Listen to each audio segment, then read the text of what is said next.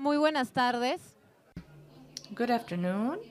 I would like you to please take your seats kindly.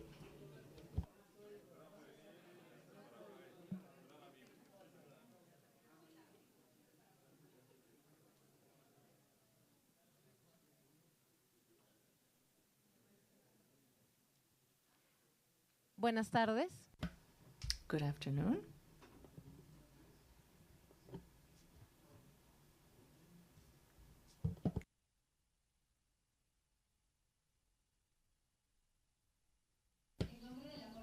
On behalf of the Inter-American Court of Human Rights, we give you our warm welcome to the International Conference on Current Challenges to Democracy in the Rule of Law, which is being held in the auditorium of the Inter-American Court. We are honored to have the presence today of the President of the Inter-American Court of Human Rights, Judge Nancy Hernandez Lopez, the President of the Venice Commission, Claire Bassi-Mallory, the Director of the Center for Political and Constitutional Studies of Spain, Maria del Rosario Garcia Mahamud, who is joining us virtually, and in her representation at the table, Maria Teresa Salvador, the Ambassador of Spain in Costa Rica, Juan Ignacio Morro Villacian, as well as constitutional judges, judges of the Inter-American Court, members of the Venice Commission, scholars of renowned prestige, representatives of the diplomatic corps, and international organizations and civil society organizations. To all of you, thank you very much for joining us here at the auditorium and also virtually. This conference was created due to the shared conviction of democracy, constitutional democracy, and the rule of law going through a moment of profound tension. In different contexts, there are crises of representation, erosion of judicial independence, regressive reforms, and unseen challenges related to the technological revolution. In these 2 days, considering this context, we will be discussing the comparative interregional perspective of these challenges. After today's inaugural speeches, we will have the first discussion on the crisis of democracy and the rule of law, with interventions examining the experience in Europe, Latin America, and all of the inter-American system. In the second discussion group will focus on jurisprudence of national and international courts and of the Venice Commission, with a dialogue among judges from their different jurisdictions facing shared problems. Tomorrow we will continue with Working Group 3 on democracy and independent judges, which will analyze how judicial independence is an essential pillar to the rule of law. And finally, the fourth discussion group, Democracy 4.0, Democracy and New Technologies, which will explore the challenges brought on by artificial intelligence, misinformation, and the new forms of surveillance for the protection of rights and the integrity of democratic processes. Before we begin, some practical indications. We have simultaneous interpreting for Portuguese and English. If you require that, you can use the devices. We ask you to please put your cell phones in silence mode, and we have pauses foreseen in the agenda, which you can find in the QR codes in the columns of the auditorium. Without anything further, we reiterate our appreciation for your presence, and I now have the honor of inviting the President of the Inter-American Court of Human Rights, Judge Nancy Hernandez Lopez, to give us her opening words. Thank you.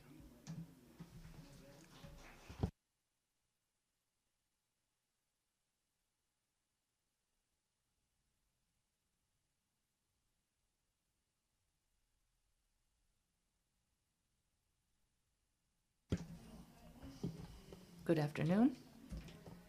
I'd like to welcome all the high authorities joining us today and at the table.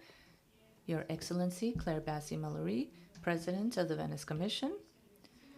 Your Excellency, Juan Ignacio Morro Villacian, Ambassador of Spain in Costa Rica.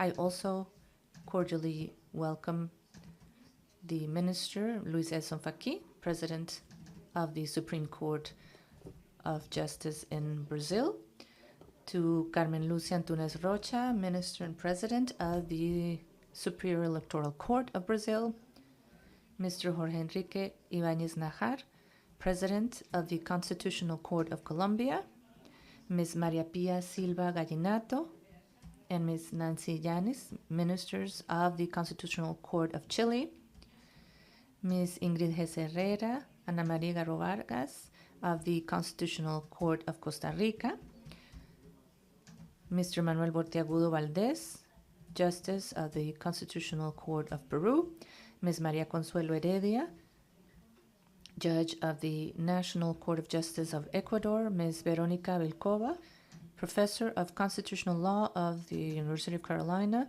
and Vice President of the Venice Commission, and the other authorities of the Venice Commission, members of the Center of Political and Constitutional Studies, judges of the Inter-American Court of Human Rights, honorable members of the Diplomatic Corps accredited in the Republic of Costa Rica, and representatives of international organizations, national authorities, and judiciary authorities, special guests, and officers, interns, and visitors, as well as professionals working in the Inter-American Court of Human Rights, and all following over social media. It is truly an honor to welcome you to the House of Inter-American Justice, which for these 2 days will become host of an important conference on one of the most urgent topics of our current affairs: the challenges and tensions faced by contemporary democracy. There's no doubt that democracy is living one of its most critical historical times. The erosion of checks and balances, the deliberate weakening of judicial independence, massive misinformation, and polarization driven by disruptive technologies, as well as the capture of institutions and public spaces for particular interests, create a landscape of systemic risk for democratic stability in the world. To that, we must add transnational crises, citizen insecurity, increased corruption, political polarization, and the backward move of public trust, which all challenge the capacity of states to respond legitimately and effectively to the expectations and social demands. In this terrain of crisis, as we know, it becomes fertile for disenchantment and the emergence of simplistic responses that promise immediate certainty to complex problems. We're also living a time where it's easier to find those we feel are guilty than to build a solution. Populism in its different manifestations is nurtured precisely by this dynamics of growing polarity, of the discontent that leads to unsatisfied expectations, and the naive idea that if the state and its institutions cannot do it all, then they are no good. On the other hand, the historical experience has shown us that democracies cannot survive without truth, while, on the contrary, autocracies cannot survive without lies. And today, this line between both, or that divided them, is being disputed in a digital ecosystem where veracity, trust, and reasoned deliberation and debate compete at a disadvantage with misinformation, emotional immediacy, and the noise, where law has remained behind, especially in our continent and our region, where there are very few, if any, responses from law to these phenomena. Again, we know we are facing threats that just 10 years ago were unthinkable and today are placing at risk the democratic conquerors that have taken hundreds of years of institutional evolution. Therefore, this meeting asks us to recognize that current challenges are not always easy to fit in the traditional legal categories. Digital platforms, for example, have transformed public conversations and created scenarios where the truth competes and faces misinformation and false narratives. AI is challenging our notions of authenticity and responsibility, and it will have, and already has, a cross-cutting effect on the way in which people make their opinions, in which public decisions are made, and especially how power is distributed. Hate speech also amplifies with the algorithm, and they erode pluralism, and there's coordinated attacks to judicial independence and persistent crisis in trust of the voting processes, which undermine the essential pillars of constitutional order. Faced with all these challenges, it's clear that no institution or nation, even the strongest, can respond alone. The defense of democracy demands that there's an interinstitutional cooperation, collective intelligence, and a legal community that is capable of anticipating risks, updating standards, and build common responses. Therefore, it's essential to come together, to dialogue, and make it clear that the international legal community is not a passive observer of these phenomena, but an actor that is willing to analyze them with rigor, face them with responsibility, and build legal solutions to these challenges from cooperation. Undoubtedly, in a historical time as the one we are living, which is marked by these profound tensions and accelerated transformations, these types of conferences are essential, not just because we have judges coming together with scholars, experts from different continents, but because this convergence allows us to think collectively about these challenges to democracy and the rule of law. To coordinate common responses. The defense of the rule of law demands that our institutions come together, talk to each other, compare experiences, and learn from each other. Today, we have the privilege of coming together in a legal community comprised of experts in constitutional law, members of the Venice Commission, authorities from the Center of Political and Constitutional Studies of Spain, judges of the Inter-American Court of Human Rights, and a series of institutions and people that dedicate their lives and their daily work and their careers to safeguarding democracy and the rule of law.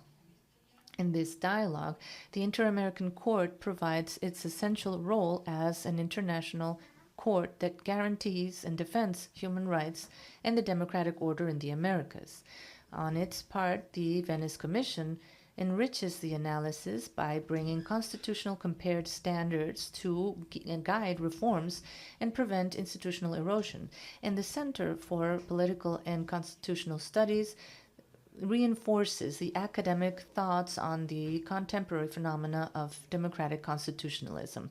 The coordinated interaction of our institutions underscores that the protection of the rule of law requires a commitment shared among going beyond borders that supports a constant dialogue with a jurisdictional role, technical experience, and an analysis of comparative law. And precisely the agenda of this conference reflects this spirit of institutional complementarity. As we've heard already, in these 2 days, we will have 4 high-level panels. The first one on the crisis of representativity and legitimacy that several democracies are going through. The second on the contribution of international courts and national courts to defend democratic order, and constitutional courts as well. The third on the defense of an essential principle: democracy is only possible when judges can exercise their roles independently and without undue pressures. And finally, the fourth panel will be focused on the challenges brought on by new technologies and artificial intelligence. So we have a very complete overview of the most urgent topics of our times. Currently, democracy demands institutions that are capable of understanding and regulating these transformations without separating themselves from the essential core of their values to preserve democracy and democratic life: truth, free deliberation, a limit of power, and the respect of human dignity. Dear colleagues and special guests, we know that democracy is never ensured, that it is always a work in progress, and that we must constantly be vigilant about it.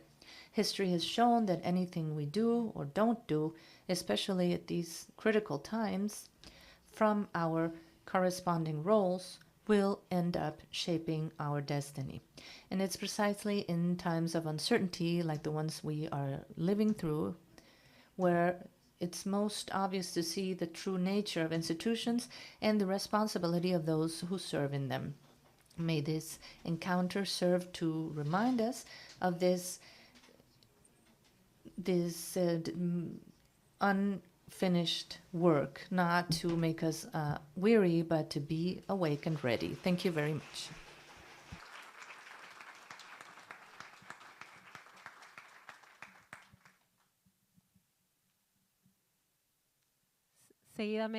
Up next, the president of the Venice Commission will take the stage.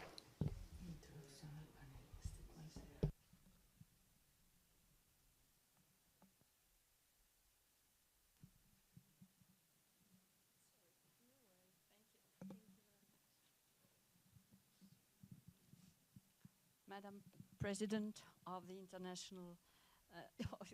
Inter-American Court of Human Rights, Madam Director of the Center of Political and Constitutional Studies, Mr. Ambassador of Spain, dear Presidents and judges of Constitutional and Supreme Court, dear colleagues, ladies and gentlemen. I thank first the Inter-American Court of Human Rights and the Estudios Políticos y Constitucionales for co-organizing this event, and the court for receiving us in San Jose. My special greetings to the representatives of Constitutional and Supreme Courts who joined us on this occasion. Well, first, some words to present the Venice Commission. The Venice Commission is part of the Council of Europe and intervenes in all three areas which are the pillars of the organization: protection of human rights, democracy, and the rule of law.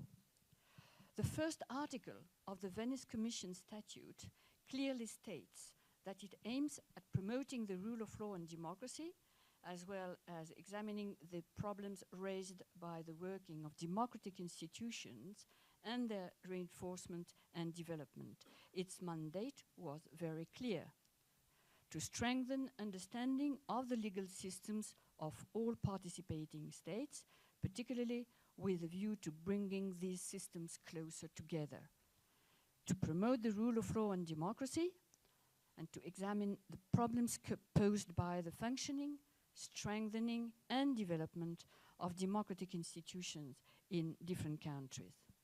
In these areas, the Venice Commission answers to requests of opinions, but also provides a wide choice of different forms of cooperation to its partners. Opinions on draft legislation, amicus curiae briefs for the courts, both national and international, like the European Court of Human Rights and the Inter-American Court of Human Rights, electoral assistance, and many other fields. Thus, the Commission assembles, develops, and disseminates the constitutional and legal experience of its member states, contributing to a common understanding of democracy, rule of law, and human rights. And to assess constitutional and legislative text, the Commission relies on standards. The rule of law checklist, the code of good practice in electoral matters, as well as other reference documents adopted by the Venice Commission, are well known and referred to by national authorities, international organizations, and lawyers in Europe and beyond. What is also well known is that these important instruments are constantly evolving to remain adapted to the new challenges and dangers that our democracies are facing. And the current ongoing work on the rule of law checklist is a perfect illustration of this. At this point of my presentation, I would like to point out that the Venice Commission did build up its expertise and knowledge during 35 years. but working predominantly with countries of Eastern Europe.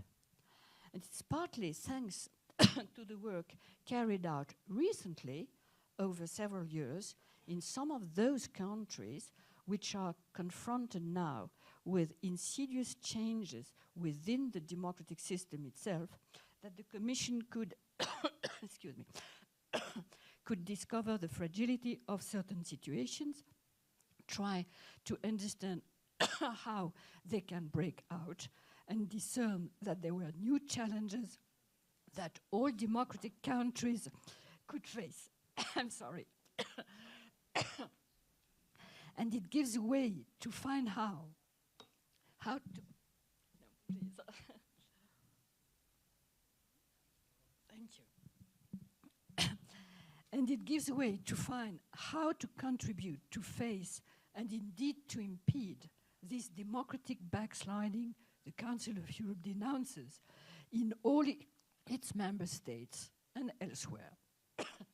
We could note immediately that bringing systems that have strayed from the rule of law, of risk following these paths, back into compliance with the principles of the rule of law is a task that is all the more arduous today, as it often involves questioning institutions, procedures, or even individual situations that originated in officially democratic framework.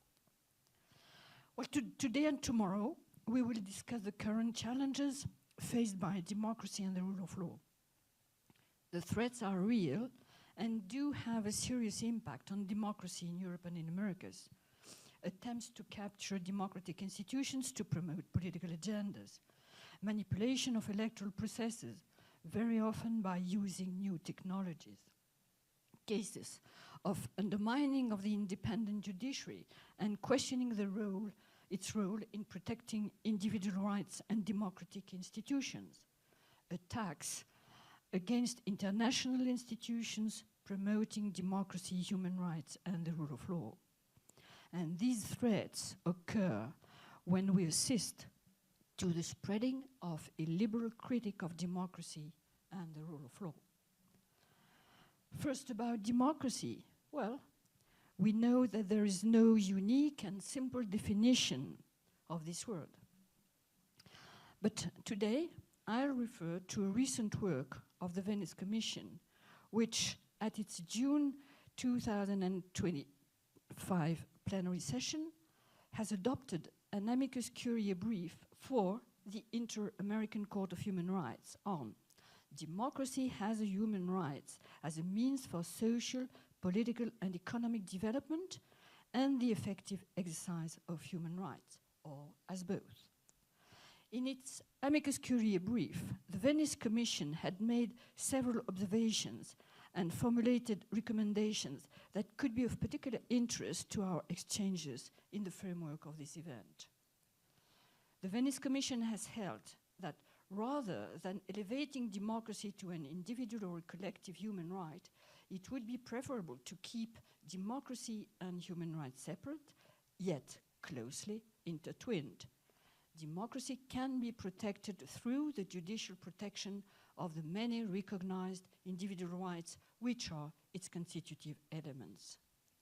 The Commission also noted that irrespective to the existence of a specific individual right to democracy, states are under an obligation to guarantee and promote democracy as a means for the effective exercise of human rights, as well as through the effective protection of those aspects of democracy that are specifically guaranteed as individual rights.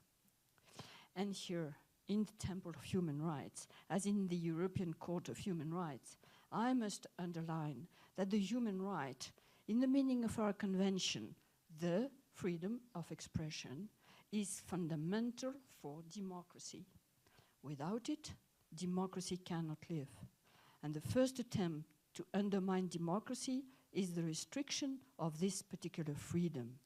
How can a real debate about political choices go on if voices are quelled? But let us leave aside today the cases of liberticidal laws to focus on the functioning of the system. Free elections are certainly the first indication of the nature of the regime. We see two main points to underline. The independence of electoral bodies is a well-established principle in international standards.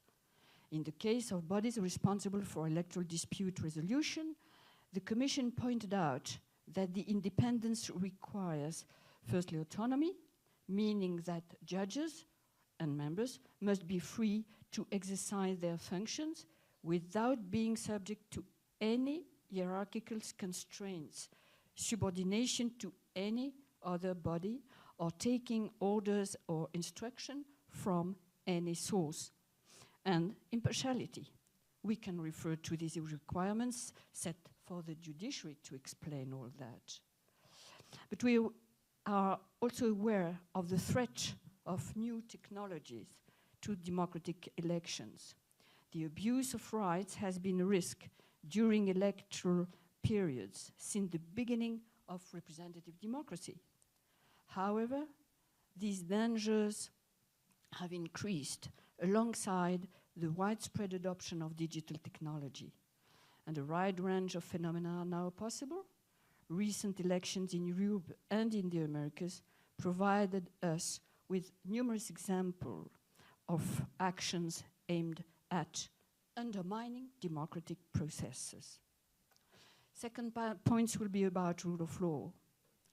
We all agree that democracy and the rule of law cannot exist without each other. For 35 years, the objective of the Venice Commission has been the development of a culture of the rule of law. And this objective must be shared by all institutions at the national level as well as the inter- or supranational level. And we must regretfully acknowledge that this objective is far from being achieved. Probably the main feature of the situation of a democracy truly compliant to the rule of law when talking about a political system is the separation of powers. The key distinction between autocracy and democracy is whether citizens can trust the judiciary to uphold their rights as set out in human rights declarations, conventions, and constitutions. While the independence and impartiality of the judiciary are crucial, they are put in question not only in practice but also in the draft legislation submitted to the Commission for opinion. And in fact, most of the rule of law breaches identified by the Commission fall within this area. The Commission has always affirmed that independence of the judiciary, both constitutional and ordinary, is a cardinal principle, which means that the judicial power must be free from any external pressure, and unfortunately, this is not always the case. Independence also requires impartiality. Judges must set aside their own conviction and any other interests to consider exclusively what the law provides for the resolution of the specific case. This is why the Venice Commission, in its work, attaches particular importance to the judicial councils under their various names, as they are essential bodies meant to safeguard the effectiveness of the independence and impartiality of judges. In many of our member states, reforms continue to be implemented, and they often signal a danger to the functioning of the justice system. But to say, if we speak of constitutional justice, well, we perfectly understand why their position could be commonly presented as anti-democratic, a non-electoral body which opposes an elected one, question mark. Yes, principles and values, today rule of law, support their function. They can, and very often actually must, oppose the legislature when it fails to respect constitutional principles. But in doing so, the constitutional judge may generate misunderstanding and, unfortunately, also rejection. Too often, it leads either to non-respect of constitutional court's decision or to actions aimed at influencing the process of nomination of constitutional justice and then constitutional judge, and thus making these courts more sensitive to political objectives of the moment. But in all this context, I must note somewhere impeachment of judges, sometimes by national parliaments, a practice which exists in some Latin countries, I think, is particularly open to criticism. Judges, including electoral judges, should not be subject to impeachment because it exposes them to undue interference by parliament and therefore represents a potential, if not actual, threat to their independence. To end my presentations, I would like to repeat that states decide for themselves the reforms they need to improve the operation of their institutions.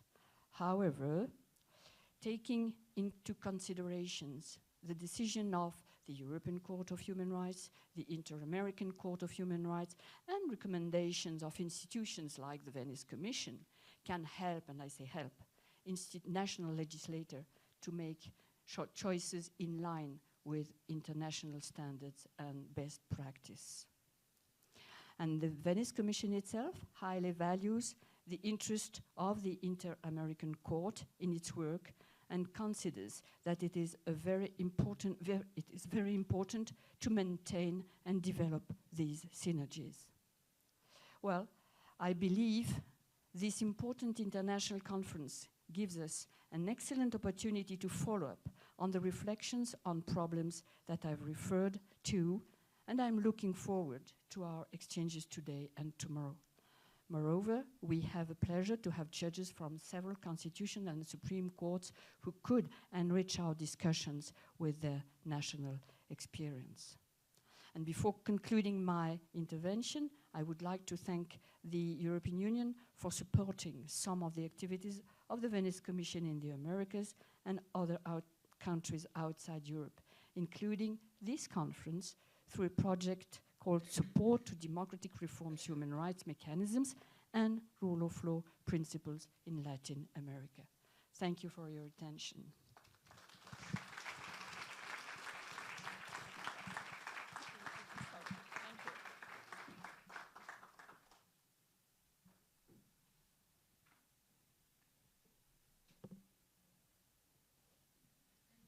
Damos el pase al embajador de España. And now the floor to the Ambassador of Spain in Costa Rica.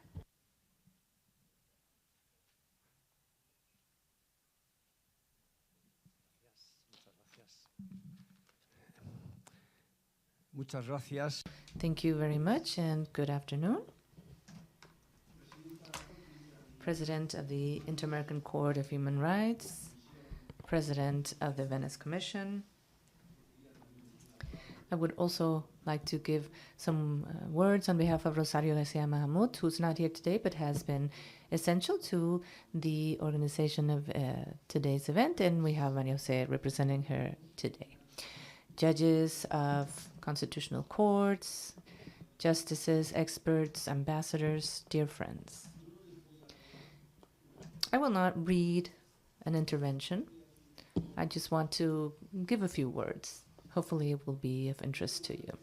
First of all, I would like to truly thank the organizers of this wonderful conference for inviting me. And I will be brief because I don't want time for myself, but to hear the experts. It is truly an honor to come here today to listen and learn about a topic that is of critical importance. You will be talking about the current challenges to democracy and the rule of law. And this is something that is very interesting to me and very dear because I studied law. And just a few months ago, I was the ambassador to Spain, and I say this humbly, at the Council of Europe. And this is a very prestigious organization, a pan-European organization that is based on defending its three great principles: the rule of law, democracy, and human rights. In Strasbourg, there is concern precisely about the topic you will be discussing. And there's a highlight of the importance of the rule of law as a guarantor of liberty, justice, and safety and security. Because we should not forget that there had never been a war between, or there's never been a war between two real states with rule of law, considering it all became after the Second World War. Then you're also highlighting democratic values, which are also under pressure. And of course, human rights that are also being contested. You will be talking about challenges and threats. There are many threats. Populism on both sides of the scale, the extremes. The force or power of certain pressure groups and companies that have a stock presence that's much higher than the GDP of many European countries. Drug trafficking and organized crime also threaten democracy. But then there's also challenges involving more young people. Many of them have not lived outside a rule of law. The technological revolution, how to use it in our favor. In Europe, we also have a debate on the need to abide by the judgments of the European Court of Human Rights and adapting the European Constitution of Human Rights to our current times, because it was passed many years ago. There was no talk of immigration, for example, or environment back then, or artificial intelligence. And these are the demands we have today. Therefore, the topics you will be discussing are critically important. It is absolutely necessary to protect the rule of law. I am Spanish, and today, precisely today, is the 50th anniversary of the death of General Franco. Spaniards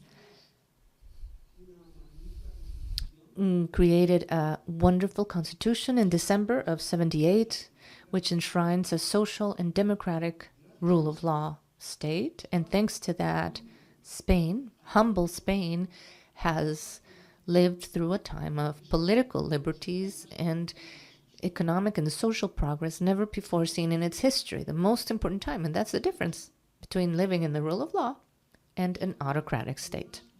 No more, no less. That's the difference. People ask for more justice, more liberty, and more progress. That's what we received. And I also wanted to say something else. You have a big responsibility because the rule of law is sacred, but it has to be attached to reality. It has to go hand in hand.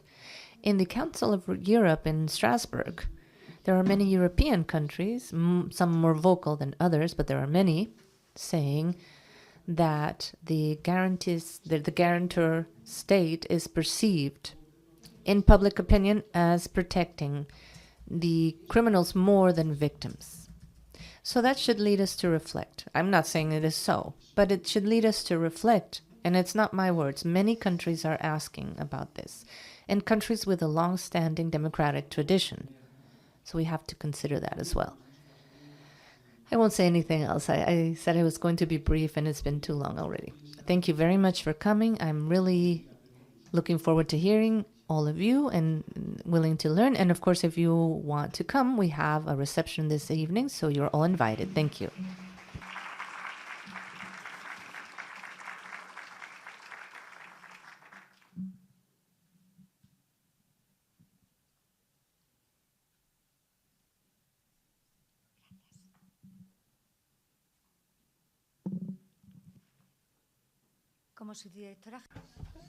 Now, the Center for Political Research, it's truly an honor for me to welcome all of you to this international conference on the current challenges for the democracy and the rule of law, jointly organized by the Center for Political and Constitutional Studies, the Venice Commission, and the Inter-American Court of Human Rights, whose headquarters generously hosts us on this occasion. It is particularly meaningful to inaugurate this day in representation of the CEPC, joined by the President of the Inter-American Court of Human Rights, the President of the Venice Commission, and our Ambassador of Spain in Costa Rica. To have their presence and institutional support make this gathering a true milestone and, personally, a dream come true. Over these next 2 days, we will have the privilege of attending high-level presentations and debates that are the result of the close collaboration among our institutions and the support of the European Union and the Council of Europe, the Inter-American Court of Human Rights, and the Venice Commission. Although situated in different geographic and legal contexts, share the mission to strengthening democracy, the rule of law, and the protection of human rights. From the Center for Political and Constitutional Studies, guided by an academic and public service vocation, we have for years been deeply committed to disseminating and supporting the work of both institutions.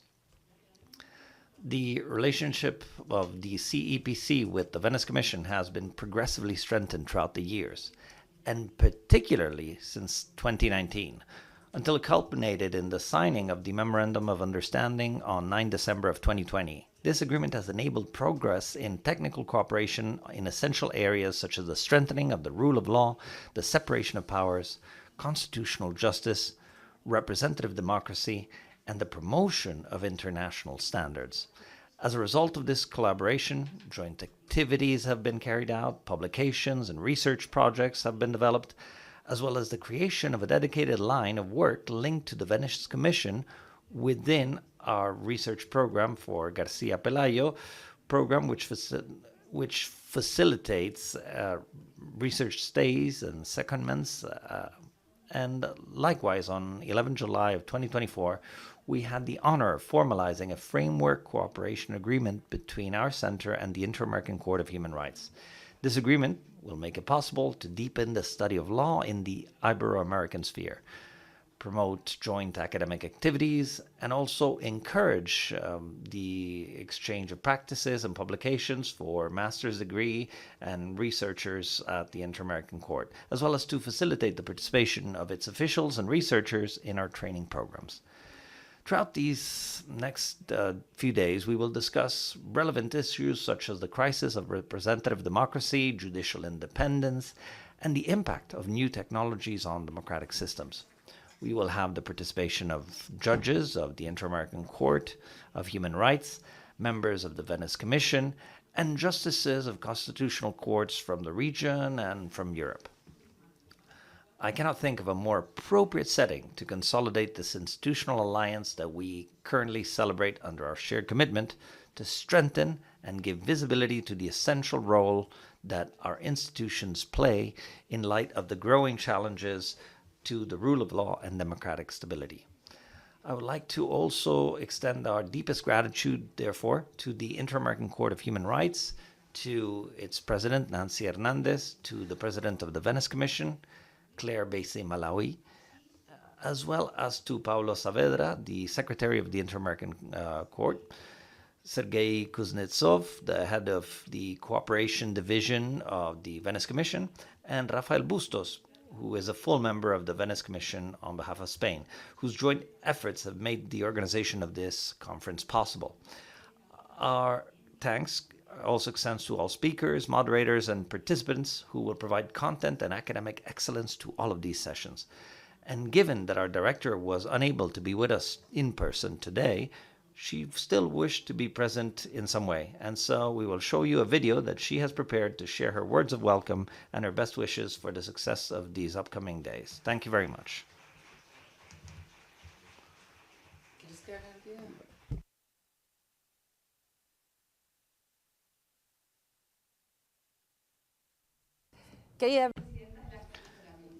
Dear President of the Inter-American Court, of the Commission of Venice, the Ambassador of Spain, all of the members of the main stage, all authorities and lecturers. As the director for the Center for Political and Constitutional Studies, it is a true honor to address you within the framework of this seminar on the current challenges for democracy and the rule of law. Now, unfortunately, I am unable to join you in person. I would love to. Although I share with all of you the deepest interest and commitment to the values that have gathered us here today. The Center for Political and Constitutional Studies, as most of you know, is an institution, an autonomous institution under the Ministry of the Presidency, Justice and Relations with Parliament, and is entrusted with the mission of studying, researching, disseminating, and providing advice on matters on constitutional law and institutional policy in Spain, in Europe, and throughout Iberoamerica. Now, based on this vocation for public service, the Center acts as a national interlocutor and international partner in the strengthening of the rule of law and also democracy. So in this framework, the organization of this international seminar, in cooperation with the Venice Commission and the Inter-American Court of Human Rights, represents a true milestone in the consolidation of an institutional alliance that reinforces the shared commitment of our three authorities towards the defense and promotion of democratic values and the protection of human rights. Now, I would like to highlight the fact that this was a continuous effort promoted by the conviction that cooperation amongst institutions devoted to the protection of human rights and democracy is essential to address contemporary challenges. Our center maintains a close relationship with the Venice Commission, strengthened since the signing of the Memorandum of Understanding back in 2020. Which has among its principal objectives the promotion of interregional dialogue on human rights as the basis for a true universalism inspired by the Universal Declaration of Human Rights of 1948.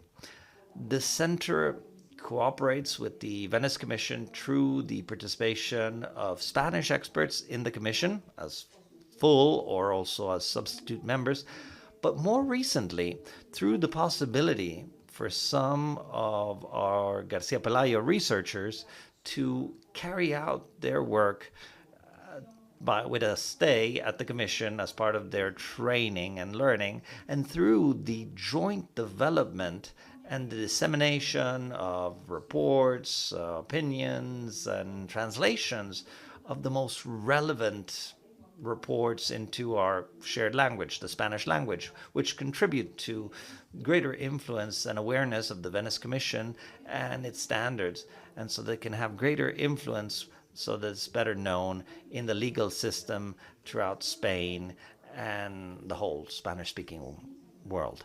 I also would like to highlight that since back in 2024, we have maintained a cooperation agreement with the Inter-American Court of Human Rights, through which we reaffirm our commitment to strengthening our legal knowledge, promoting international human rights protection instruments, and also strengthen the administration of justice beyond European borders, which has been a firm effort by this center since I took my role as president. I am convinced that today's conference will truly serve as a clear example of this fruitful exchange between the different human rights protection systems. And we are, furthermore, celebrating a very important anniversary, the 35th anniversary of the Venice Commission, which was established back in 1990. The holding of this seminar at the headquarters of the Inter-American Court in Costa Rica therefore carries a symbolic and also practical relevance, because it strengthens and it also highlights the roles that our institutions play in light of today's global challenges, constitutional crises, attacks on the rule of law and also the polarization of our democratic systems. Therefore, keeping in mind this 35th anniversary, I would like to really extend a special greeting to the Venice Commission and its members for its 35th birthday, hoping that their work defending democracy through the rule of law will continue for a long time. To all of the lecturers, moderators, and participants, I would like to extend my deepest thanks for your participation and for your commitment, and for the enormous efforts that it took to travel all the way to Costa Rica within your busy agendas. I wish you really a fruitful day of reflection, learning, and debate. And I would like, furthermore, to, in a way, conclude by reminding you that our center here at the Godoy Palace will always be a steadfast ally in the defense of democracy, of the rule of law, and that here at the Godoy Palace, you will always find a home. And last but not least, allow me, to all of the judges specifically, to all of the judges and magistrates from the Inter-American Court, aside from the president, the magistrates of constitutional courts present here today, and everyone else who is joining us. I want to extend a heartfelt thanks for your participation at this seminar. And also, no less important, allow me to thank all of the individuals who have worked behind the scenes organizing this seminar. Pablo Saavedra, Serfei, and also Maite Salvador, and all three teams engaged. My deepest thanks and personal thanks for making sure that all of this happened throughout today and tomorrow. Thank you very much, and I send you a warm greeting from Spain.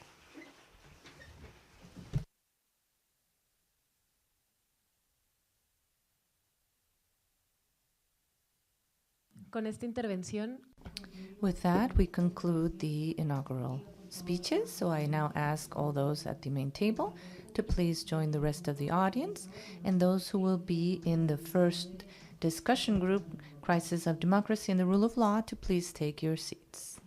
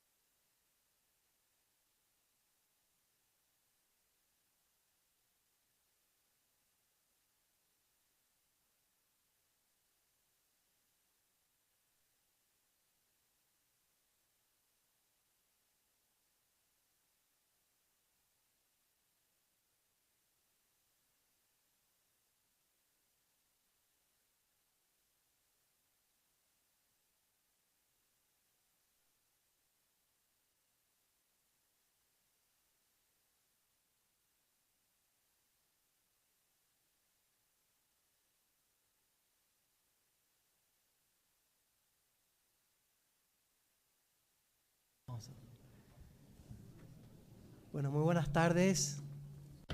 Good afternoon, everyone. I would like to welcome you to this first panel for the day. I would like to go ahead and welcome and thank the distinguished members of our panel. It's truly a privilege for me.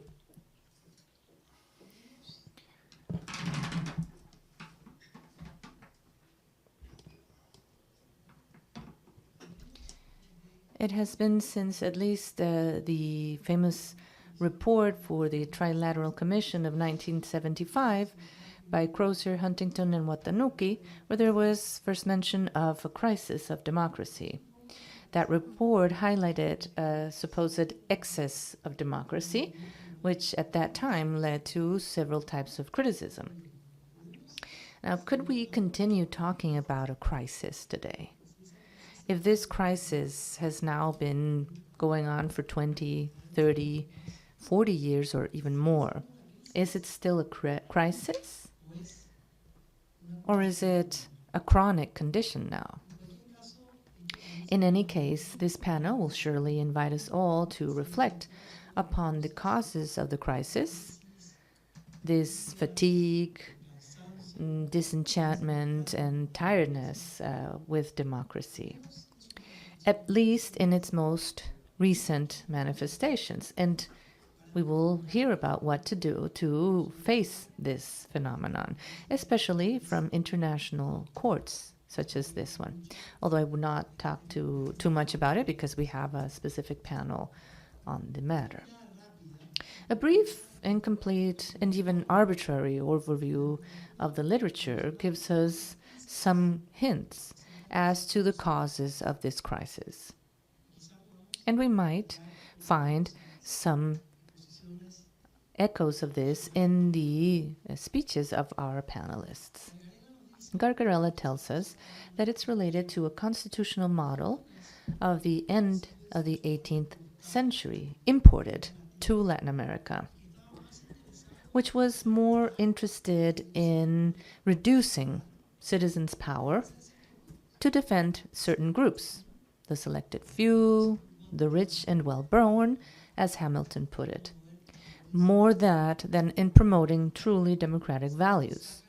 Samuel Issacharoff from New York has a multi-causal perspective, talking about the decline of political parties, the paralysis of parliaments, the loss of a sense of social cohesion, and the decline of the state's competence to adequately respond to citizens' demands.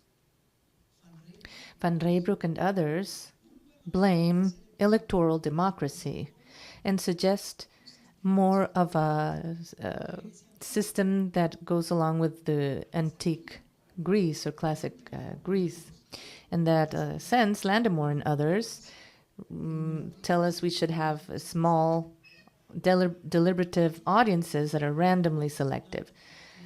On the other hand, others like Christine Lafont respond saying that democracy has no shortcuts, and that is not the way to do it. Those who defend populism, in turn, will say that the crisis is due to a lack of real alternatives offered by the traditional parties and their policies of convergence towards the center, especially in economic terms. Coke or Pepsi, as Chantal Mouffe said, without truly answering the demands of societies that are increasingly unequal. In that way, they will dangerously deposit their expectations in a messianic leader that is the incarnation of a pure people that will supposedly free them from the elite, corrupt, evil groups. Sandel from Communitarism will talk about how we have abandoned certain Republican virtues which constitute basic preconditions of collective self-government. to go more towards abstract proceduralism that has no cohesive values, that is not linked to the common good, and that is not actively engaging citizens. Post-liberals tell us that liberal democracy had in itself the creation of its own destruction, which was inevitable, and that it's necessary to transcend a model that has produced inequalities and the breakdown of social fabric. Of course, alternatives they suggest are not exempt of serious concerns. Therefore, whatever our assessment may be, the solution cannot be less democracy. The response must necessarily be more democracy, paying attention to the causes of discontent and this feeling of being worn down. We must not forget, as Casmud said, that certain authoritarian populisms are a response to decades of liberal policies which have been profoundly anti-democratic, in the sense that they were adopted by certain elites in an excluding manner, without considering the interests of those less favored. To which Adam Pravorsky adds that while you do not attack the structural problems of inequality and providing better conditions of life for all the population, everything else is probably only a simple patch-up of a problem. In any case, and to conclude, we are living difficult times for democracy, and more generally, for the world order based on a respect of international law and human rights, which was born of the ashes and horrors of the Second World War. With these brief words, we now start our panel. Just to let you know, we have the time there. We have a stopwatch, and you will each have 15 minutes, as we see on screen. The rules can bend but cannot break. So if you are over time, I will be showing you a paper letting you know that you have to close, and we will then give time for questions and answers. Thank you. And our first panelist is my colleague, my dear colleague and teacher, Dr. Ricardo Pérez Manrique. Thank you. There's not much more to talk about, but I'll give it a try. First of all, I'd like to greet everyone, all the authorities joining us today. I'd like to say that my approach will not be as a scholar so much, but as a judge of the Inter-American Court that has considered several of these topics when making our decisions. The importance of this event of cooperation among the Council of Europe, the Inter-American Court of Human Rights, and the Venice Commission is to work together towards democracy and, for me, the essential aspect, which is the democratic rule of law. The court has had a very intense relationship in the past years in terms of dialogue, jurisprudence, and case law with the Venice Commission. And there I'd like to highlight that in 10 of our judgments, the Inter-American Court has referred to the Venice Commission, specifically a very direct dialogue with Advisory Opinion 2821 on indefinite presidential re-election. The first thing I'd like to mention is what Diego has already suggested, whether we can truly talk about a crisis of democracy, or if democracy is a concept that is permanently in crisis in the sense that it is constantly evolving, because it is a system that, even at the time of the Greeks, they were talking about democracy throughout the centuries, even if we don't use the name democracy, it has changed and evolved. So if we think about it, in the past 50 years, popular democracies, liberal democracies, so really we have to ask ourselves whether it's in crisis. For me, not so much, but it is a process that is constantly rebuilding itself. And right now we have strong challenges towards a more profound reconstruction. In that context, I have to talk about the crisis in Latin America. And here I'd like to say that in the Americas, there are different forms of expressing a democratic crisis. One is related to how each country or some countries relate to the inter-American system as a whole.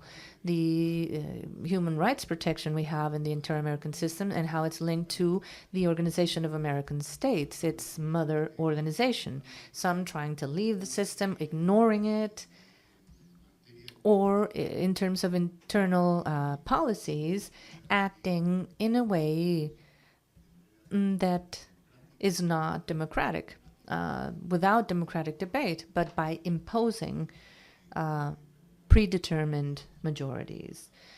For example, we know that there's a lot of talk in some areas of democracies that are forced through referendums. In the region, there is a document, the Inter-American Democratic Charter, that refers to the fact that the inter-American system is based on democracy. And Article 3 states that the essential elements of a representative democracy are respect to human rights, basic liberties, access to power and exercise of power, always under the rule of law, the celebration of permanent elections or frequent elections that are based on voting and the expression of popular demands, and the separation of public powers. And Article 4 states that there should be transparency from government authorities, that the governments are responsible for public management, the respect for social rights, and the freedom of expression and freedom of the press.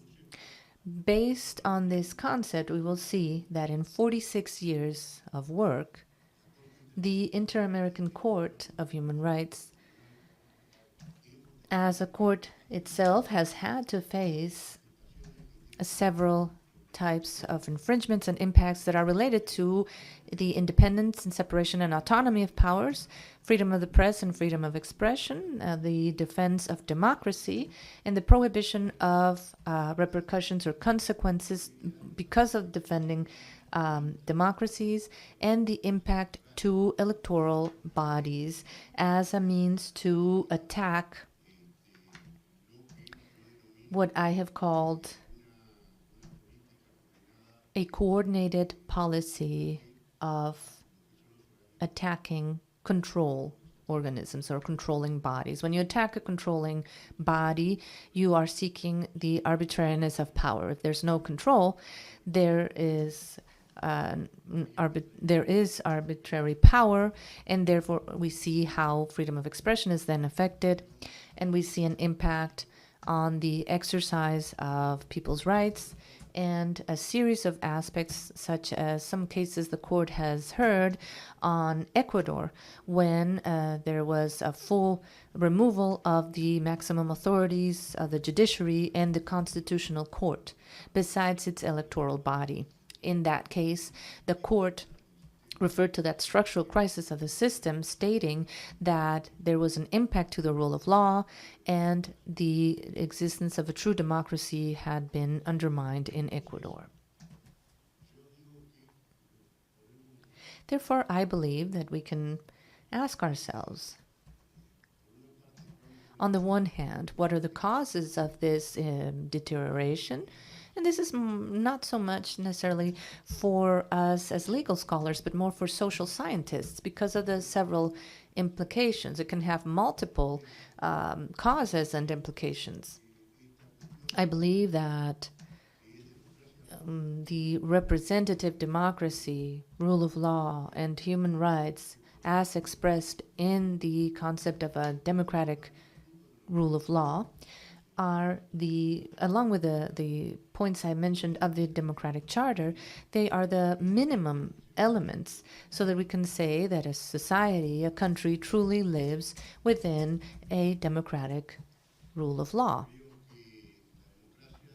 I think that democracy is a system of government, of society that is based on human rights, access to power through free and open elections, and solving conflicts in a peaceful manner. And I'd like to refer to one of the core aspects, I believe, for the weakening of democracies. And I think this is something that does not just operate here in Latin America, but it's everywhere. It's probably a more global conflict.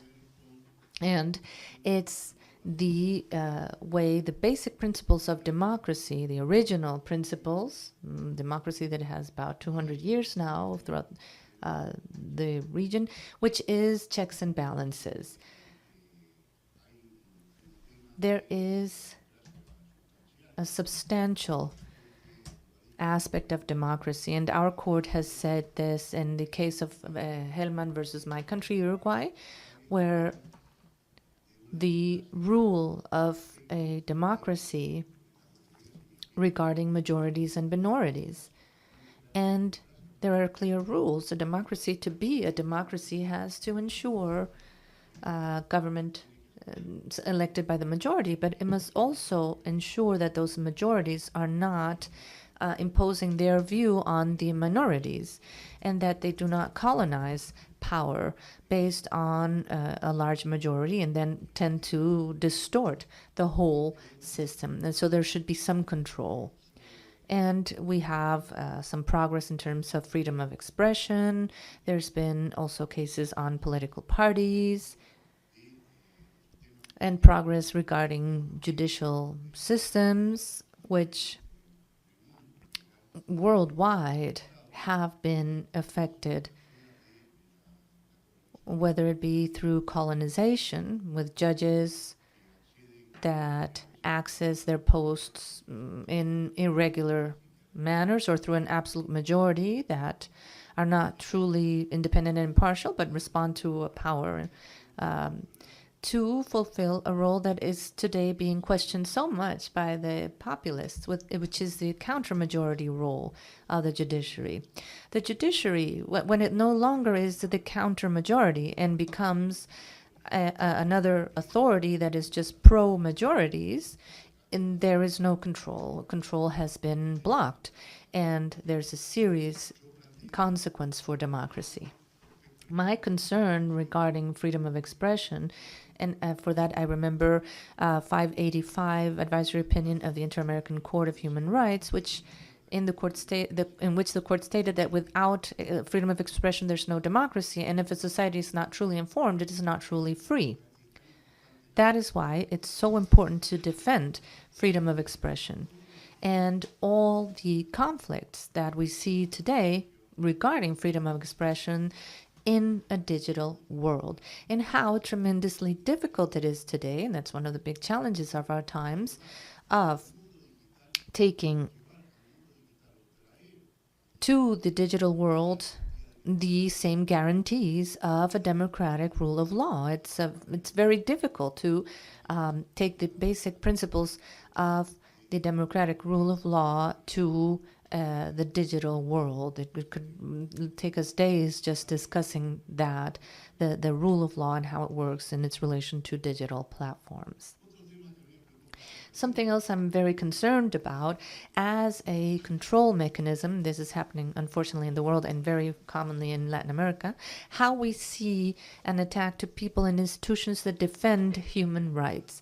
The Inter-American Court has acknowledged the right to defend human rights, and in the case of Cajar, it highlighted that human rights defenders are persecuted, harassed, and also submitted to irregular spying by determined countries' intelligence services when they don't want them to work to defend the rights of others.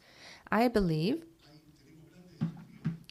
that we have big challenges. I've said this already. We had a meeting yesterday and I brought it up. I think that we need to rediscuss the concept of representative democracy, which has been severely questioned. Representative democracies it happen through voting with a certain frequency every certain times. But the disconnect between representatives and their represented after these 4 or 5 years, and whether or not they are renovating their mandates, is a challenging topic, and it's very important. And it's also challenging to see how a new democracy can think about hearing from all opinions, gathering them all, and truly ensuring participation that has distinct and innovative ways to participate in public life. Because that's the idea, to ensure that people can participate and intervene in public life, to be a part of everyday life, and through their daily life to become true citizens that participate, engage, and are involved in the res publica. If the res publica is not interesting for those, then people will act with authoritarianism and believe they don't have to be accountable to anyone. And of course, accountability is essential. And I believe that we also should consider another risk, which is linked to the influence of large players in democratic processes. Large players in our world today, which are large media companies and those who manage technology through companies that are more than multinationals, that are imposed upon or impose their power upon states. And several countries are living through this phenomenon. How to call these companies to be responsible for the violations of human rights that they may incur in their territories. To close, I'd like to reflect upon and just consider a document of the United Nations, which has been attacked very much lately, precisely by the sectors I'm concerned about. And these are the 2030 Sustainable Development Goals. This document enshrines the basic principles of sustainable development. Equality of the people is fundamental. It's also fundamental to fight poverty, to fight corruption, and all that has a specific goal number 16, to have institutions that are accountable and that are truly democratic. And I believe that document, which again is not receiving any good press lately, at least not in certain spheres, it's has many important lessons there. And what's the most important that is included in the SDGs 2030? First of all, the commitment to the need and the fundamental reality of providing the largest access to justice. And here, I'm not just thinking of formal courts. Access to justice must happen in other ways, not just through formal courts. We can think about the indigenous peoples' courts and councils and the way people can find models to solve their conflicts under law, and those that are truly effective and which contribute and are based on this participation and direct engagement of all. To close, I made this up in the court. I had the idea of putting the timer there, and now it's being used against me. To share the last goal of the SDGs 2030. And I think this is the biggest challenge democracy has, but not just democracy, but all the world. To keep going forward, to keep progressing without leaving anyone behind. Thank you very much.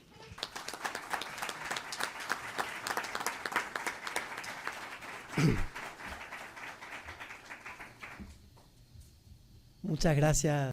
Thank you very much, Dr. Perez Manrique, for coming up with this great method, which kind of saves me from being the bad guy. Well, now I have the privilege to ask my actual mentor at the Salamanca University when I was doing my PhD studies. Without for anything to add, Rafa, friend, master, please take it away. Thank you very much, Diego. I will try to frame my intervention in 15 minutes to prevent Diego from taking a justified revenge on me from his PhD days at Salamanca. And I must begin, first of all, thanking you for inviting me to participate at this prestigious event and the privilege of sharing this table with some distinguished and admirable colleagues. And because we have just 15 minutes, and I must speak of the illiberal critique to the rule of law in Europe, I will delve right into it, because obviously in 15 minutes you can only establish just a few glimpses of the topic at hand. In fact, I will propose 4 ideas and one glimmer of hope. And if I don't have time for the hope, we won't miss out on anything. But anyway, 4 ideas and a wish. The first idea: the need for dialogue between the European and Latin American experiences. I think that one cannot understand the liberal drift without understanding populism, and we cannot understand populism without understanding Ernesto Laclau, which for a reason he was from Argentina, and then therefore without understanding Argentine Peronism. We cannot but acknowledge that the first regressions in terms of the rule of law under this new model from the end of the 20th century, early 21st century, were happening in the American continent. The Fujimori period, Venezuela, Chavez, the Bolivia of Morales, the Ecuador of Correa. And it's important to highlight how Europeans kind of were a bit condescending towards these illiberal drifts, because we thought that these illiberal drifts were a result of the weakness of the institutions in Latin America, and believing that the European context would be completely different. Well, we were wrong. And we were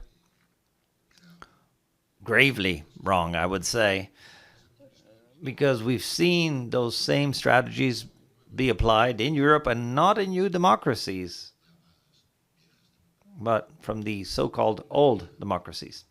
Now, the second idea. I like more the term illiberalism in English, not because I'm great speaking English. Those of you who have heard me know it's horrible, but because it kind of conceals a play on words. It's not just an attack on liberalism, it's illiberalism, sick liberalism. And I believe that that is very important, because these movements feed on the crisis of the foundational values of liberalism. That magic triad, the rule of law, democracy, and human rights. These crises are multifactorial, and I cannot present them fully here. They are related with the lack of security, the lack of equality, emerging new technologies, the poorly operating political party, political corruption, institutional corruption. There are multiple factors at stake here. But these crises have been skillfully leveraged by illiberal movements in order to generate polarization. Polarization that replaces the foundations of representative democracy, which is dialogue and consensus based on shared values, replacing it for the old dialectic of friend versus enemy and ideological appropriation of basic notions of the rule of law, democracy, and human rights. And we often speak of the ideological weakness of illiberal thinking, and we should be careful of not falling in the same pitfall that we committed when the first movements reared their heads in Latin America. More and more, there's a powerful theory behind these illiberal movements. This theory, which conceals within this apparent radical democracy a true undermining of these three basic pillars that are democracy, rule of law, and human rights.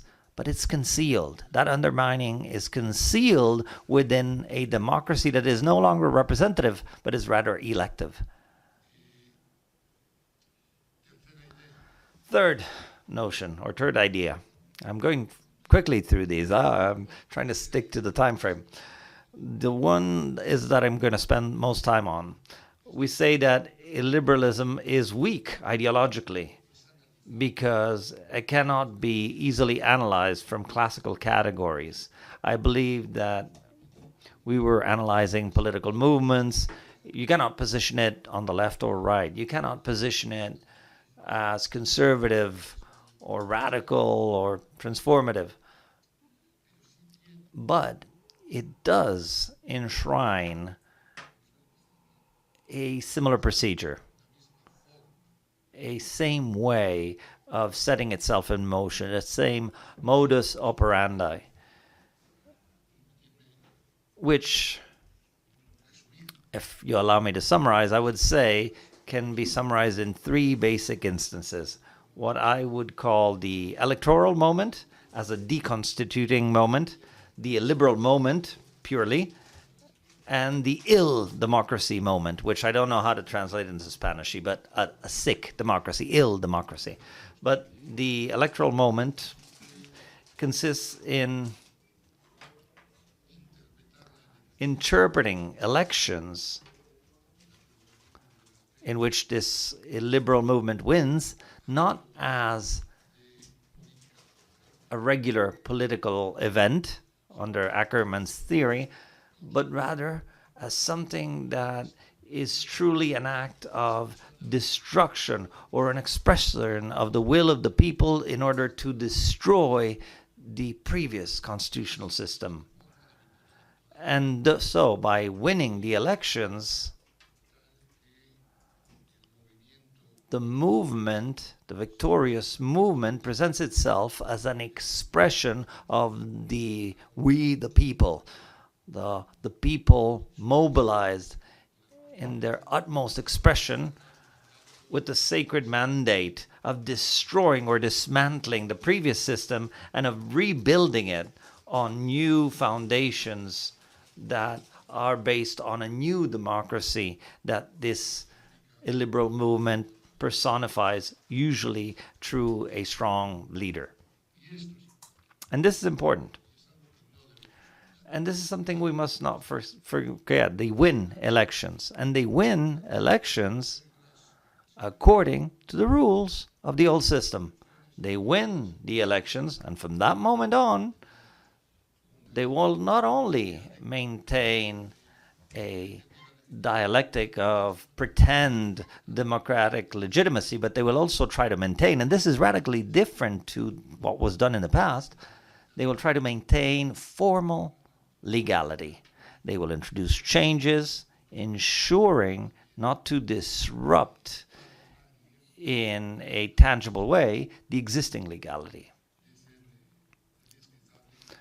Rivitsky-Sablik said that coups d'etats were done by soldiers. Democracies today die thanks to attorneys.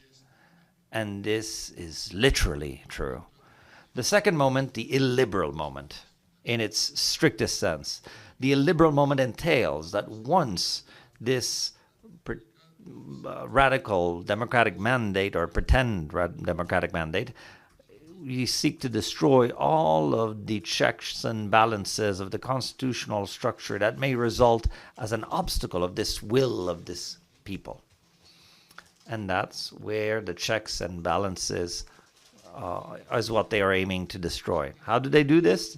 If they have sufficient majority, they do it through constitutional reform. And if they do not have it, then they do it through legal amendments or legal reforms that are done after the capture of the national oversight authorities, constitutional courts, judiciaries, reformed extensively in order to subject them to their will and interests. Controllers' offices, any kind of oversight authority becomes the target of this new majority that takes over these bodies. Together with the illiberal moment, you have the ill democracy moment happening, meaning we're not only going to destroy checks and balances, but we're also, without eliminating periodic elections that must be maintained, but we are going to dismantle the civic space for discussion by attacking NGOs, political parties, any kind of tool for political participation that is not controlled by this movement. We will dismantle the possibility to democratically oppose within institutions by disappearing minorities within these bodies. So basically, it's a permanent attack on these types of institutions.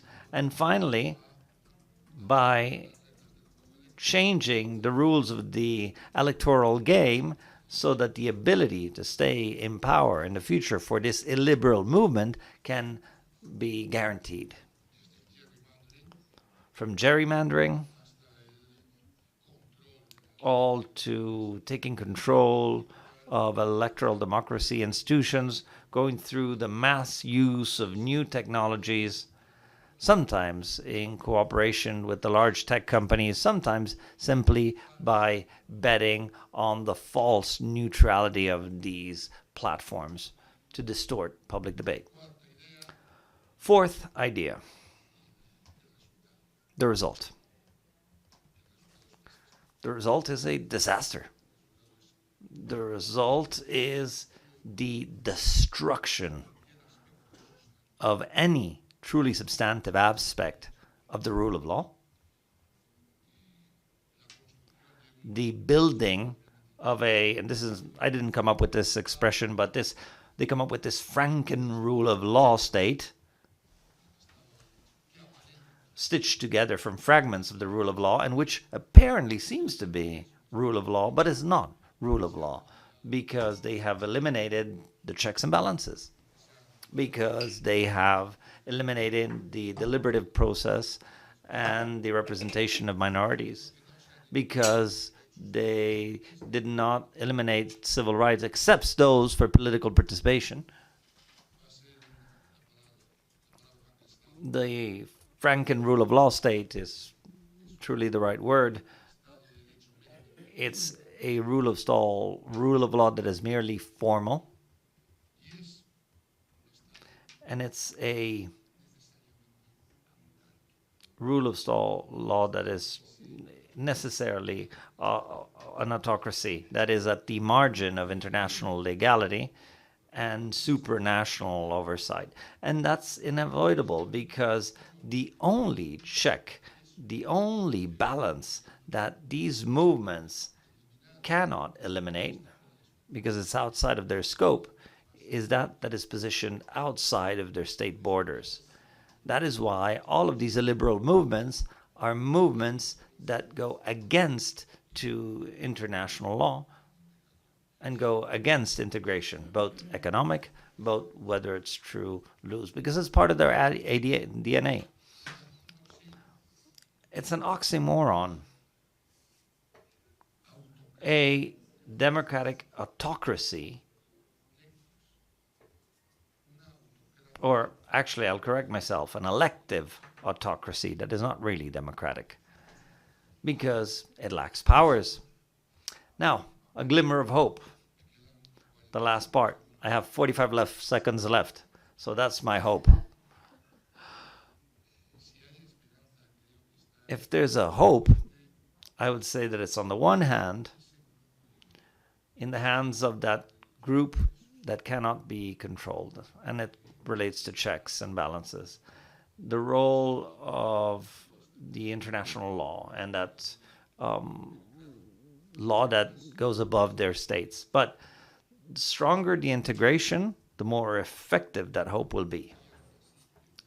And even still, Europe, which is where integration, both economic and also through the rights and through the rule of law, is more powerful, they still have great difficulties in places where integration is weaker, difficulties are harsher. Second glimmer of hope. Even though we do not have the tools to properly defend ourselves, as the poet used to say, we still have dialogue. We still have discussion. We still are able to speak up in these types of conferences and to learn from each other and to seek tools, discuss them, improve them, and not fall into the same pitfalls of looking condescendingly any other part of the world. Thank you very much.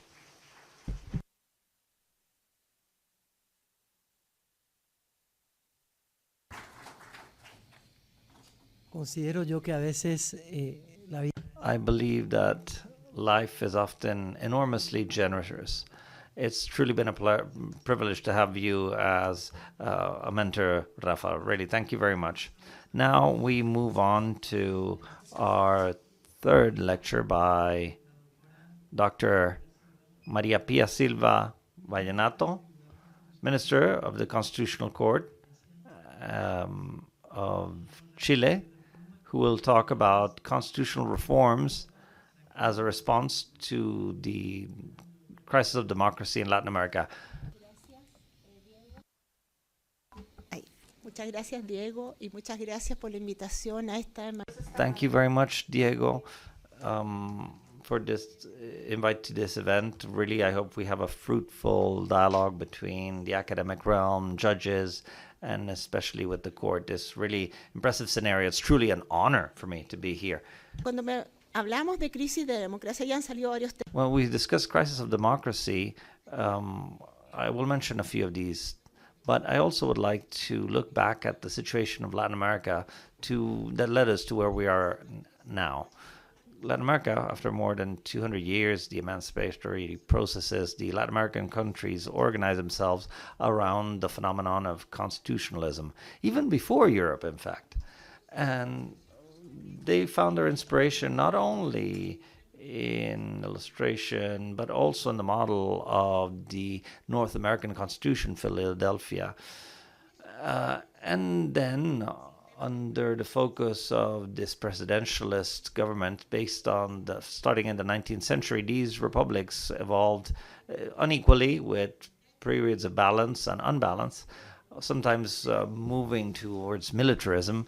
And during the 20th century, several of them had democratic stability. I can say this because of my own country.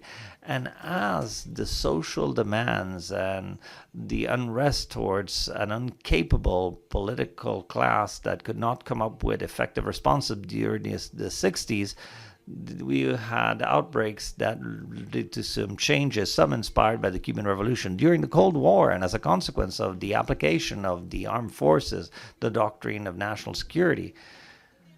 During the 70s, most of the countries throughout the regions were governed by militaries, which overtook democratic regime, imposing strong political repression and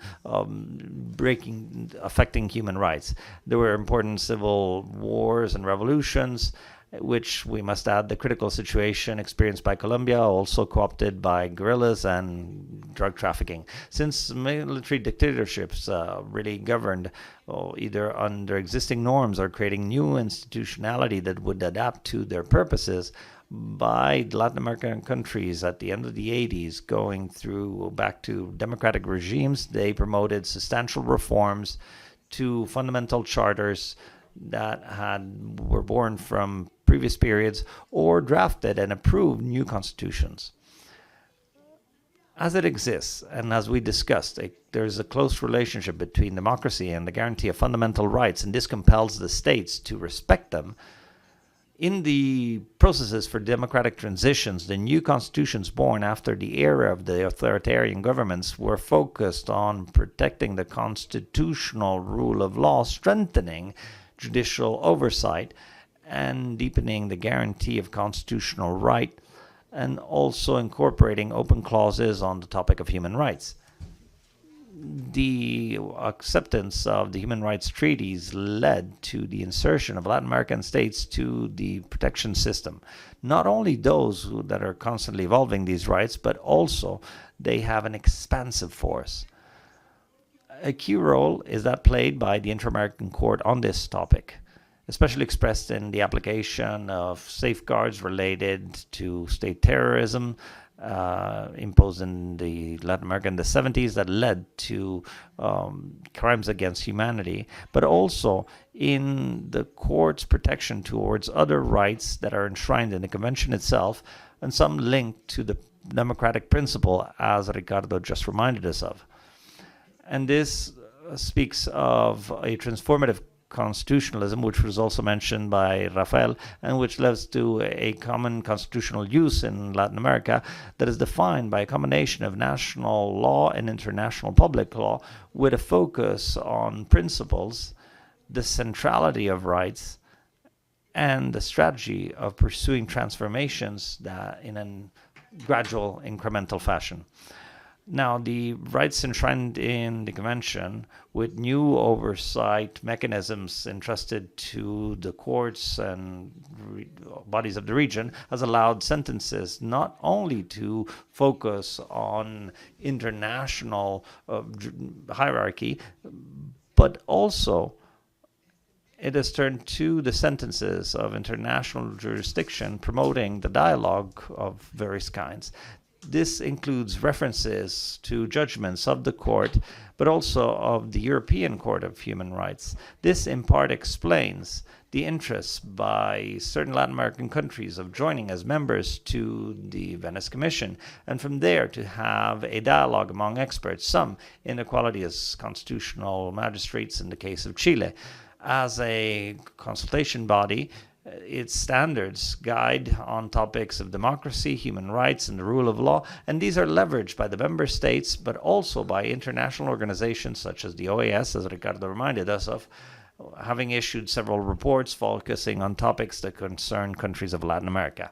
So, even though the constitutions from the decades of the 80s and 90s were very important to go back to institutional normality and to insert themselves into their current constitutions, starting in the early 2000s, as reminded, in few states started to strongly criticize the imposition of strong monetary policies and the lack of popular participation and decision-making, the poor distribution of wealth, and the discrimination against vulnerable groups. This led to political crises both in Venezuela, as Bolivia, and in Ecuador.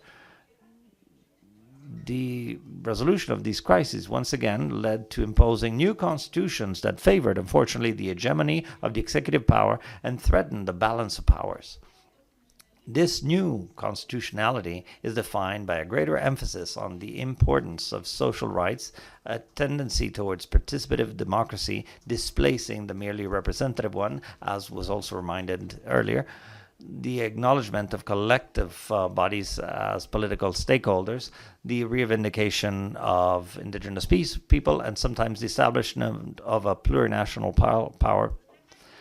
On the other hand, despite the stability generated by these constitutions that came up after the dictatorships, a number of reforms to constitutional texts have occurred. And here, I think there have been 130 reforms after in Brazil. We've had about 70. So this environment of constantly imposing reforms has continued. And notwithstanding, a few of the states throughout the region have not moved from their will to adapt to Article 1st of the Democratic Charter, as the Minister Perez Manrique mentioned, from the year 2001, through which the people of the Americas have a right to democracy and their governments are compelled to promote it and defend it. And they've tried to improve their democracies in a continent that is still marked by inequality, and turning to the rules foreseen in a special chapter of their fundamental charter, because many of them have included their own chapters in the possibility of establishing new constitutions. And to this end, I would like to remind a few of the opinions by the Venice Commission to establish a new constitution for Chile on the request by the Senate, and the project for the new charter of 2022 and 2023. In their reports, it held that acknowledging the sovereign right of the state to prepare a new constitution is acceptable from the democratic perspective, since there should be a enhanced procedure that does not disrupt constitutional continuity, and also that the success, and this is the key perhaps, of these procedures demands the broadest consensus as possible within society, so that the new constitution, one, would satisfy the needs and expectations of society, two, is clear and technically solid, and three, be politically viable so that it may be applied ASAP. Since the success of any constitutional process it depends on reaching this consensus between the political forces and the population, despite the criticism of the Venice Commission to some of the proposals, it considered for both processes that the design of the procedure enshrined in the fundamental charter was adequate to satisfy the wishes of more than 78% of the Chilean population for a new constitution. However, compelled to issue their opinions, the citizens, on the constitutional text of 2022 and 2023 through a broad majority, as you know, in an exit referendum, they were rejected. Honestly, these texts were ideological opposites and expressed maximalism and the lack of cooperation and consensus between political powers that tried to impose projects that were antagonistic to each other. Even though the threat of a new coup in the region has disappeared, and unfortunately, as often occurs in many other parts of the world, the value of democracy in Latin America has been weakened. This occurs in an environment of greater polarization that has led to hate speech, in particular against certain vulnerable groups, such as migrants. In states where organized crime has taken hold, drug trafficking, corruption, and also populist lobbyists concentrate polarization, the rejection of democracy, and the risk of undermining human rights. I believe that this reality, in particular when United States and Europe, you have executive governments with exacerbated powers. In Latin America, there are new proposals for constitutional changes to tackle issues with proper institutional functioning, but also we cannot deny that in order to undermine the constitutional system, lately a few have focused on a few bodies that are there to ensure the rule of law, such as the structuring of the judiciary, such of judges, of the public ministry, and those who work in these institutions. And this, honestly, while a few initiatives have had the merit of trying to perfect democracy and these oversight mechanisms that we mentioned, also, in a few countries, we cannot deny that these reforms sought to destroy the foundations of the constitutional model in a highly politically polarized environment where authorities are attributed, the judges are attributed weakness in light of corruption.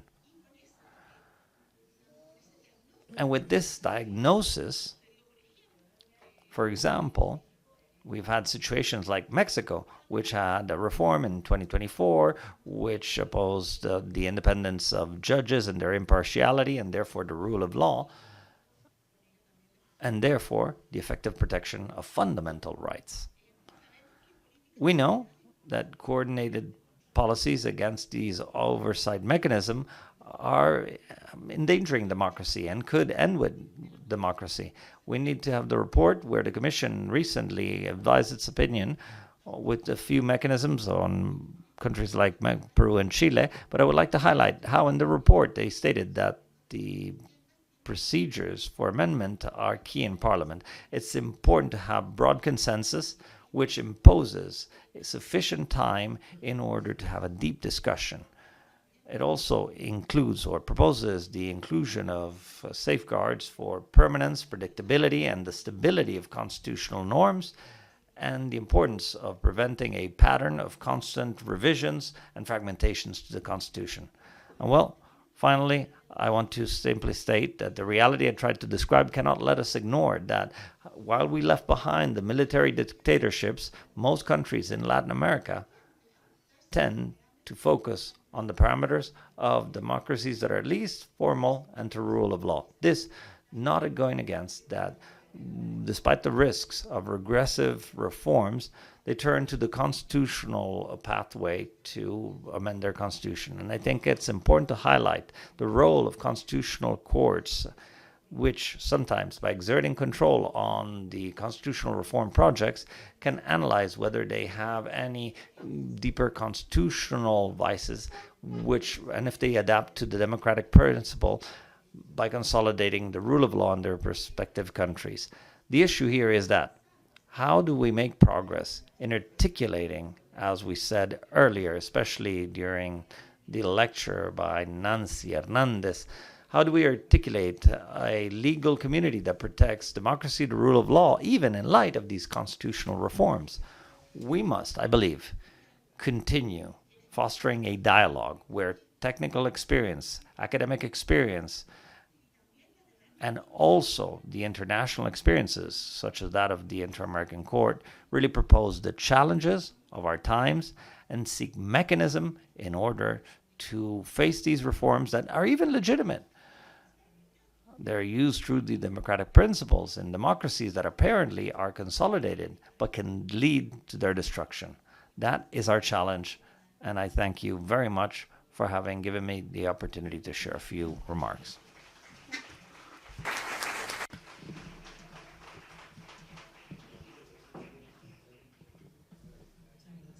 Thank you very much, Dr. Silva Gallinato, for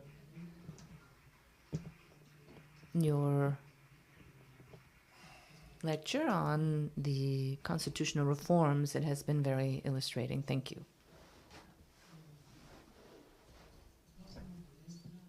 And now the floor is to Mr. Luis Edson Fachin on the challenges of constitutional democracy, Brazil's experience. And we will hear Dr. Luis Edson Fachin, as I said, President of the Supreme Court of Justice of Brazil. Thank you, Minister, for your presence. It's a privilege. Thank you very much. I will kindly accept the possibility in your graceful words by giving my talk in Spanish. But Judge Diego Moreno's Portuguese is much better than my Spanish, but well, I'll give it a go. Ladies and gentlemen, justices, as we know, there are several and well-known challenges which constitutional democracies are facing right now. In our continent, there are several difficulties and inequalities, gender inequalities, class inequalities, and ethnic inequalities that debilitate trust in our democracies. With that context in mind, I would like to share some thoughts as to how Brazil has recently faced the challenges to its constitutional democracy. In March of this year, Brazil celebrated 40 years of democratic life, with an uninterrupted period of the longest running in our republic's history, which has been marked by regular elections that are supervised and periodic for the election of presidents, senators, congresspeople, governors, state legislators, mayors, and council members. This stability was profoundly threatened in January of 2023, when acts of vandalism were recorded, mass acts of vandalism in the square of the three powers in Brasilia. Notwithstanding this, the strength and resilience of Brazilian institutions, firmly anchored in our constitution, allowed us to face those challenges without any disruption to our institutions. The people accused have recently been judged, respecting their fundamental rights fully and completely and following the due legal process. In the past years, in Brazil, we have seen a resurgence of discourses and practices that seek to polarize and put our institutions to the test and challenge and question the democratic rule of law. In spite of these movements and these coup attempts that happened in Brazil, our democracy is firm and it remains safeguarded by a constitution that provides us the necessary instruments to neutralize any attempt or idea of autocratic derivation. As you all must know, the constitutional democracies are facing challenges in several regions of the world. All of us are witness to the resurgence of authoritarianism that do not value human rights, promote misinformation, attack legitimate institutions, and question the regular functioning of the state, thus undermining legal certainty, democratic stability, and the general interest. Constitutional courts, as a general rule, have become the preferred goal of these attacks, precisely because their role and mission is to protect the constitutional pact. In different parts of the world, we have seen attempts, coup d'etat attempts, through a gradual erosion of democracy, where legitimately elected leaders subvert the rules that led them to power. They interfere with the independence of the judiciary, restrict the rights of minorities, debilitate freedom of the press, and reduce the mechanisms for control and transparency. Democracy demands the alternance of power, and who has legitimate access to power, and democracy cannot violate any of this by trying to remain in power. It is our obligation to remain vigilant in the face of these threats.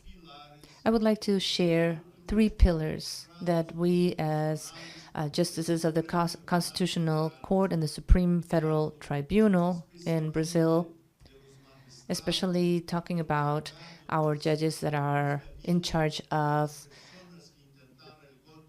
judging the people that attempted the coup d'etat in 2023. 3 pillars that I consider and we consider fundamental to understand the resilience of Brazilian democracy. The first is a profound connection with the Constitution of '88 and the whole society of Brazil. Undoubtedly, this connection is long-standing, as the process that led to the creation of the Constitution was the most democratic of all of Brazil's history. There was an unprecedented social participation expressed through public hearings and several letters and proposals directly sent by citizens. At that time, the National Congress knew how to reflect Brazil's cultural diversity. Therefore, our country's constitution has an extensive catalog of fundamental rights conceived through popular participation that was never seen before. This massive participation from the very beginning provided democratic legitimacy to the constitutional text. Our constitution also included mechanisms for direct participation, such as popular initiatives for the legislature, referendums, and other public votes. The Constitution did not just organize the powers of the state and public administration. It also regulated life in society by providing social rights like health, education, social security, and the right to the environment, and in protecting the rights of minorities, including our indigenous peoples, women, and the black population.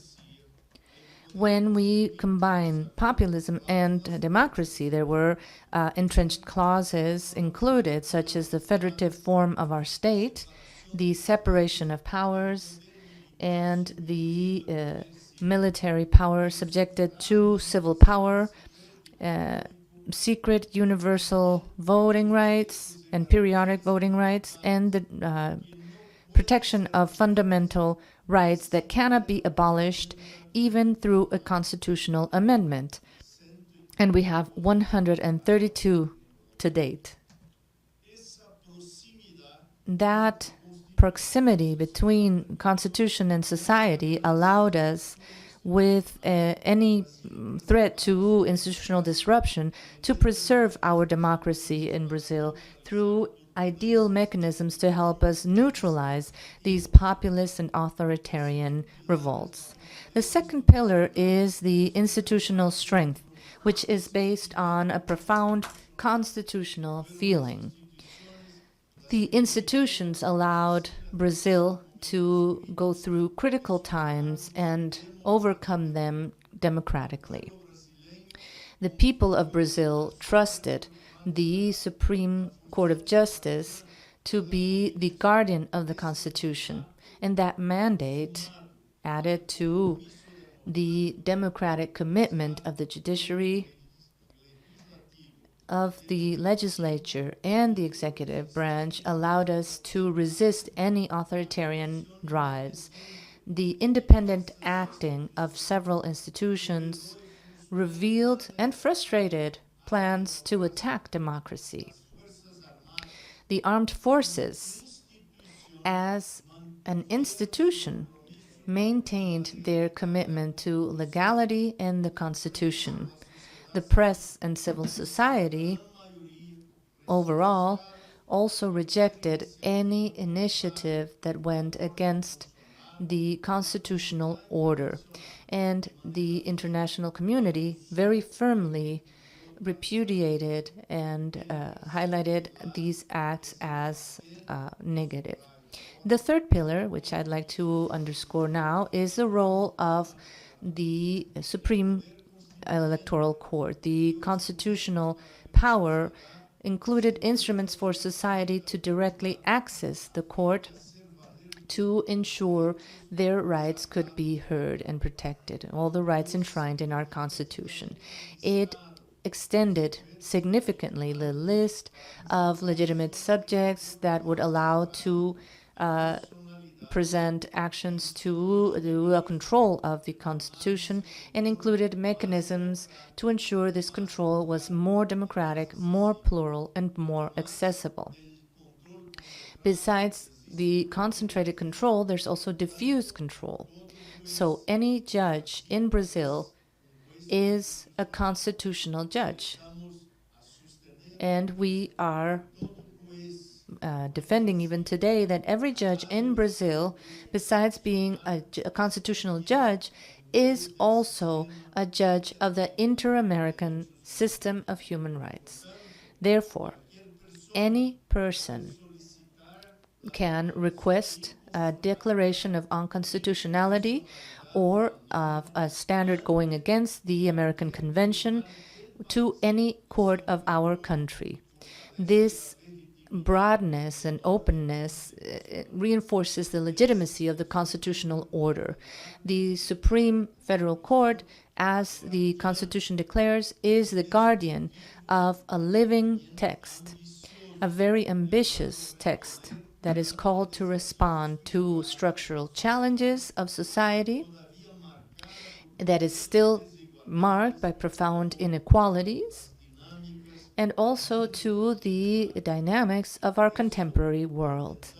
And that is why we try to act responsibly, foreseeably, rationally, publicly, and as a unison. All these values are held in legitimacy of every constitutional court. As such, and to conclude, with time, we share common challenges throughout the region. Latin America has had a past of exploitation, and now it is still facing scenarios of violence, inequality, and institutional fragility. The transnational threats, such as the climate crisis, macro criminality, corruption, human trafficking, arms and drug trafficking, cybercrime, violations to migrants' rights and refugees' rights, misinformation in the digital world, these all aggravate a context of crisis of multilateralism, attacks to democracy, and aggressions to judicial independence. With this landscape in mind, we have to ensure we come together, share our experiences, exchange knowledge, and strengthen our jurisdictions and our constitutions and the whole inter-American system of rights. Therefore, we believe that it is also time to solemnly call to consolidate and create a network of constitutional courts and Supreme Courts to defend the rule of law and democratic rule of law, to protect our institutions. Our purpose, with what we could call judicial diplomacy, would be to establish a transnational space for legal and institutional cooperation to defend the autonomy and independence of the judiciary and to promote human rights and constitutional justice, fighting the attempts to impeach or remove constitutional judges unduly, condemning physical or cyber attacks against our courts, and maintaining our eyes open and alert to any initiatives that seek to dissolve or debilitate the judiciary, such as the manipulation of the number of justices or the arbitrary alteration of our competence and jurisdiction. A network like this could decisively contribute to facing our shared problems. We will try to bring this idea forward on the next 20th of November at the Supreme Court of Brazil in Brasilia, in our headquarters, with a new call to action of a forum of the Supreme Courts of Mercosur. And in May next year, we will be honored to have the opportunity to consolidate, hopefully, this network in the Ibero-American Conference of Constitutional Courts, also to be held in Brazil. Together, we will be stronger, and we will contribute within the limits of legal order and our powers as constitutional courts to guarantee, or at least try to guarantee, democratic stability and the rule of law in our countries. Thank you very much for your attention.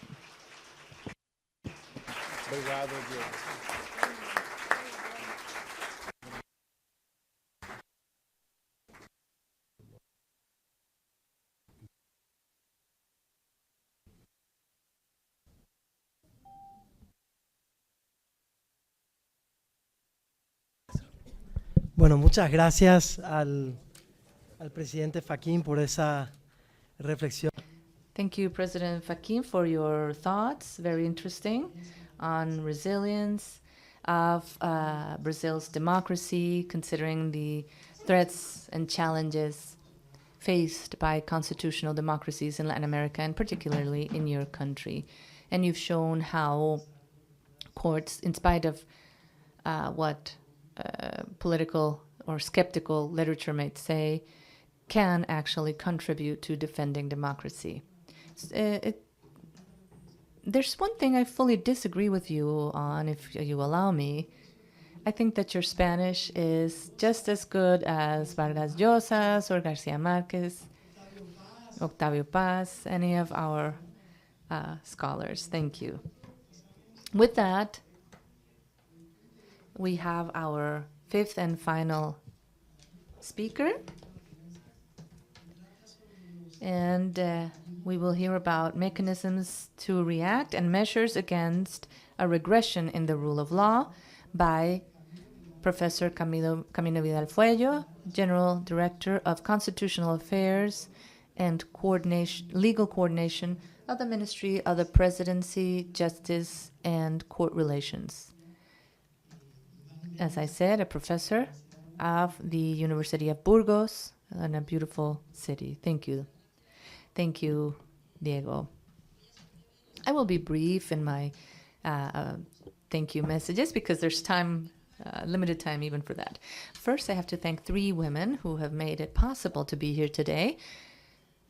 The director of the Venice Commission, the president of the Venice Commission, the president of the Inter-American Court of Human Rights, and the director of the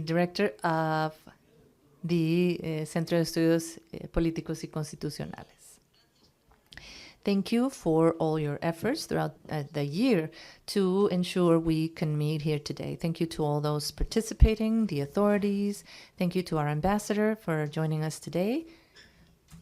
And let's start now looking at the issue at hand. I don't have to thank you for giving me this topic to talk about, because talking about measures against a regression in the rule of law is a big challenge. I think this is probably one of the most complicated topics in this panel, and my challenge is to be able to emulate the prior members, not just in terms of the content of their presentations, but because they did it in 15 minutes exact.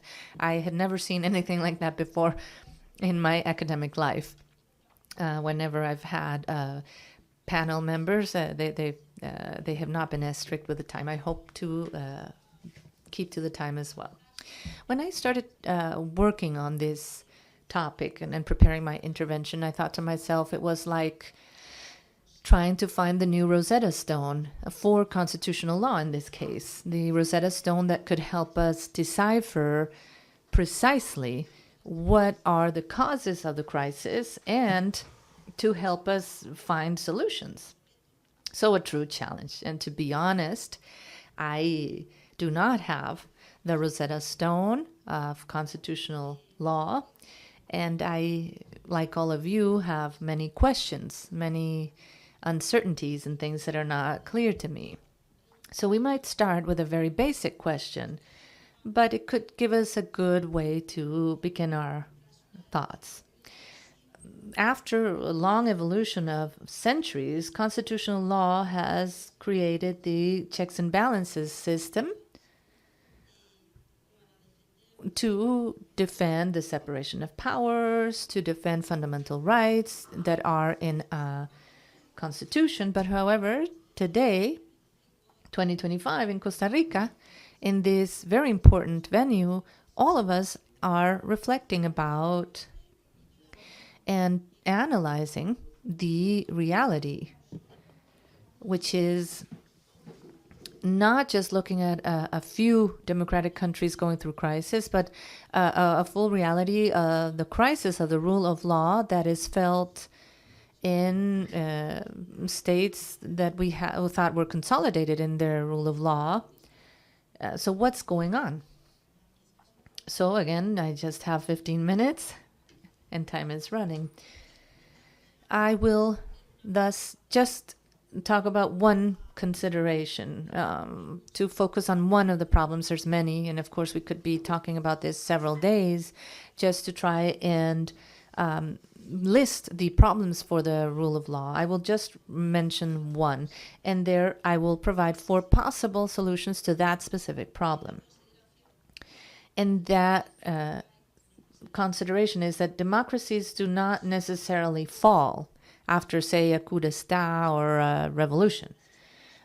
We are actually looking at a slow, progressive erosion and weakening of all the institutions and the division of powers.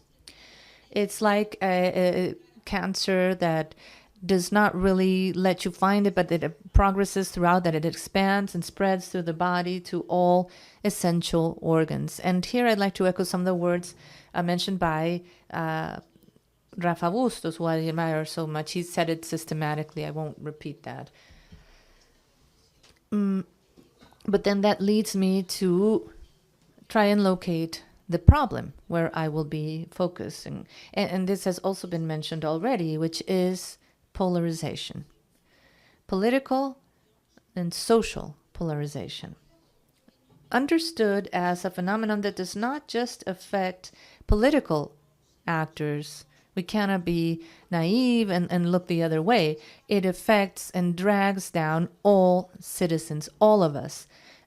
Also, even partly those of us here, even if we are not fully aware of it. It is a danger because the legitimate political and ideological differences, the normal opinions that should be debated within a common democratic context, a shared framework under the rule of law, where you have to find some consensus, the shared points.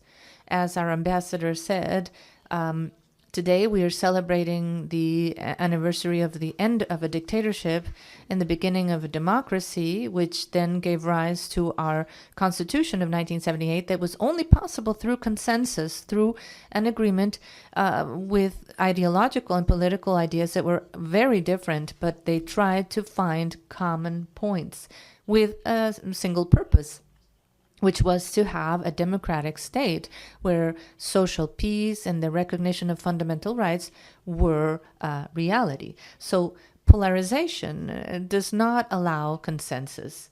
It is a power technique. It's not a spontaneous phenomenon. We also have to be clear.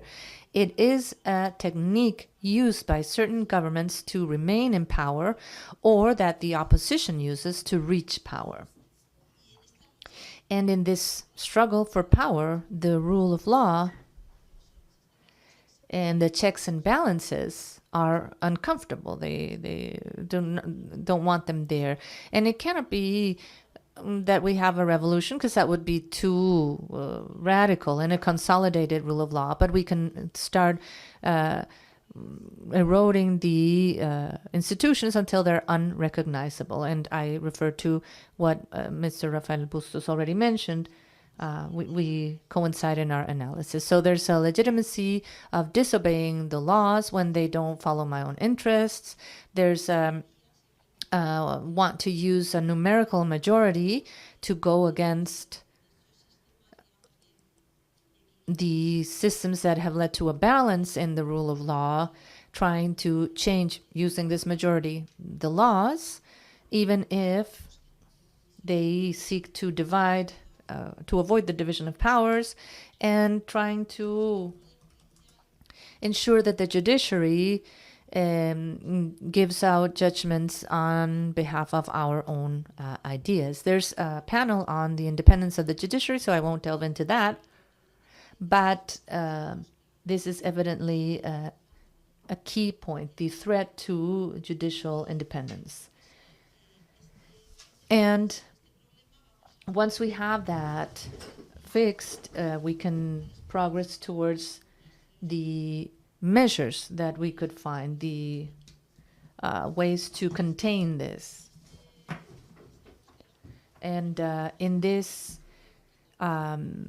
search, we're also finding ourselves with the last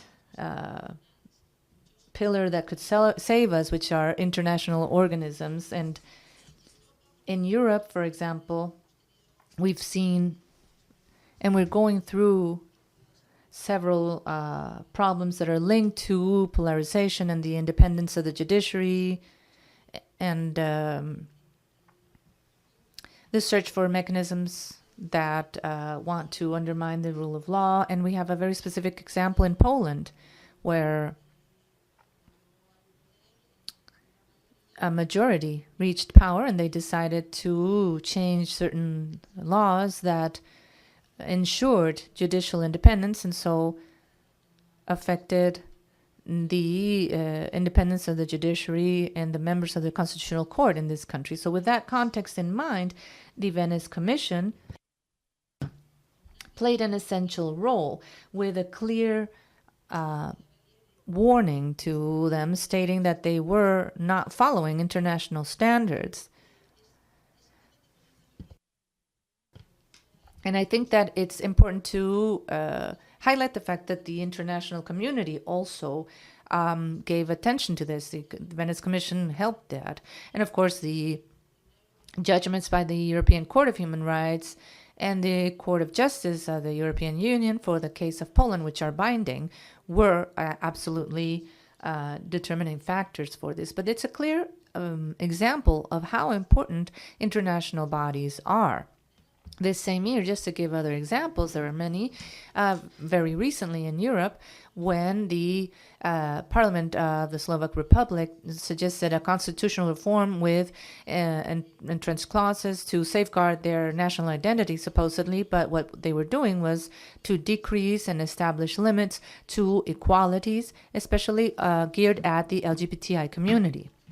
Again, the Venice Commission issued an emergency opinion highlighting the fact that there's no space for constitutional reforms that are incompatible with the European Agreement on Human Rights.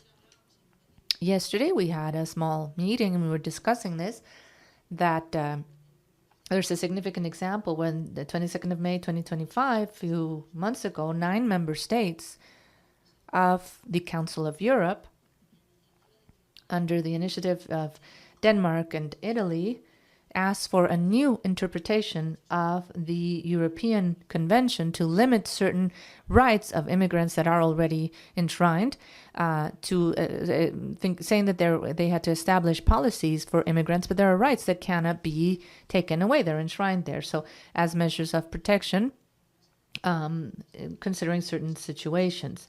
This is also very significant. I invite you to read the response of the Secretary General of the Council of Europe, Alain Berset, who, and here I just want to highlight a fragment saying that debate is healthy, but to politicize the court is not. In societies that are led by the rule of law, no power should be subjected to the political pressures of states. So the judiciary shouldn't either. I don't have much more time, but I will go directly to the context and another potential measure for containment, the inclusion of entrenched clauses, as our colleague from Brazil mentioned, in a specific time.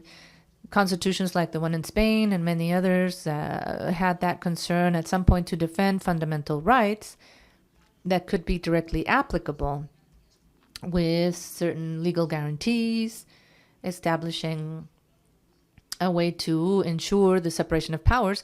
And we forgot about entrenched clauses. The Constitution in Europe does not establish this, and we're seeing they have become necessary. What we thought was already guaranteed and remained forever, it was no longer the case. And a way to ensure fundamental rights and to ensure other measures to have a separation of powers is to include entrenched clauses in our constitutions.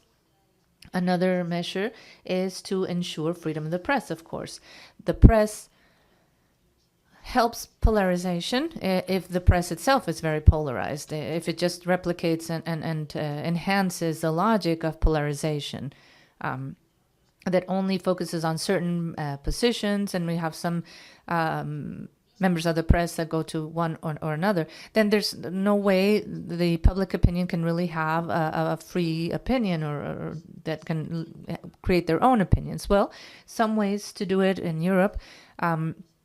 We'll see how that works. There's a new measure to in Germany to try and help this. We'll see the results. It was decided that the public radio and television agencies should be partly financed by citizens' taxes. Citizens that decide to watch public TV. So public TV will not depend or should not depend only on the power or the government in power at that point that somehow finances it and leads towards their own orientation, but the citizens themselves paying for it. I pay for it. It's my taxes, so I decide what I want to watch. And if not, let's see what happens. Of course, in Europe, there's also been a regulation on the liberty of the press, and it enhances transparency and the need for there to be information on the funding system and to know who own the different communications networks in Spain specifically.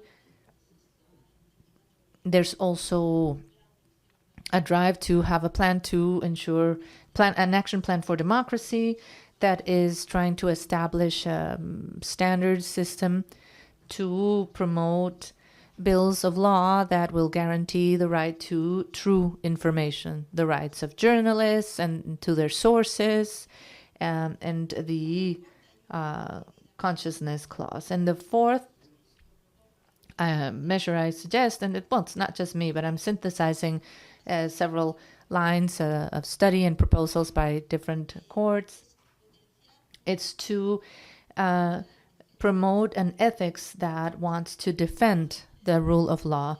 Conrad Hesse already referred to this idea several years ago, saying that the standardizing force of a constitution is conditioned by the will of those implicated in the exercise of power. And this does not just go through the legal standards, but ethical standards as well. And here I'd also like to mention the Inter-American Court of Human Rights, which at the end of 2022 issued its code of ethics that covers all its member judges, but also seeks to have significant advances in the defense of social interest, to have ethics at all levels. And lastly, to close, to honor the Venice Commission with a fragment taken from one of its opinions, which is quite interesting to me, and also zooms into the importance of citizens and how we should participate in defending the rule of law. The Venice Commission states that the rule of law can only flourish in countries whose citizens feel collectively responsible for the implementation of the concept of a rule of law, making it an integral part of their own legal, political, and social culture. Thank you very much.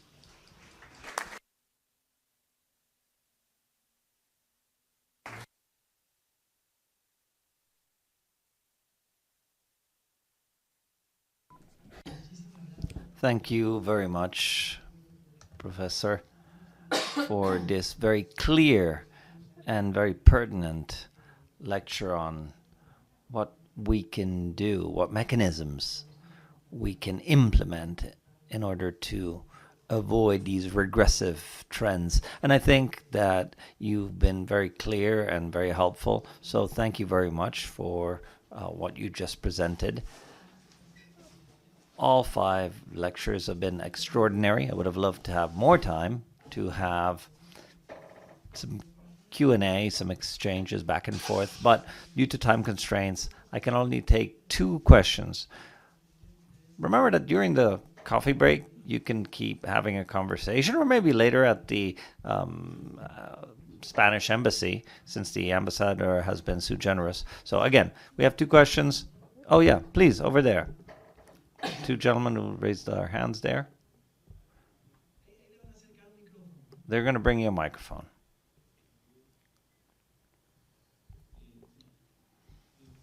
Well, first of all, thank you very much to all of the people who've provided lectures. You've been fantastic. My name is Steven Calvo Pina. I'm currently an intern here at the Inter-American Court. I'm from Ecuador. I wanted to ask you, to ask all lecturers in general, but in particular, focusing on Judge Joaquin, because you mentioned that in Brazil, that you have the entrenched clauses, and it's not the only country that has them. But my question is, how could you implement the concept of militant democracy in Latin American states as a way to enhance the relationship between democracy and the rule of law? Because entrenched clauses are a mechanism, but how can we extrapolate this concept and adapt it to the idiosyncrasy of Latin American states? Thank you very much. We'll take one more question, if you will, President, then we can answer both at the same time. We're going to have to be as brief as possible. Thank you for your great lectures. They've been very informative. I'm Giancarlo from Peru. I'm currently a professional intern here at the court. I wanted to just, Giovanni Sartori created the category of homo videns, subject that is developed by television, an image. So we talk about a videocracy that develops the subject, men and women I'm talking about. And quoting Karl Popper mentions in one of his essays that in order for full democracy to exist,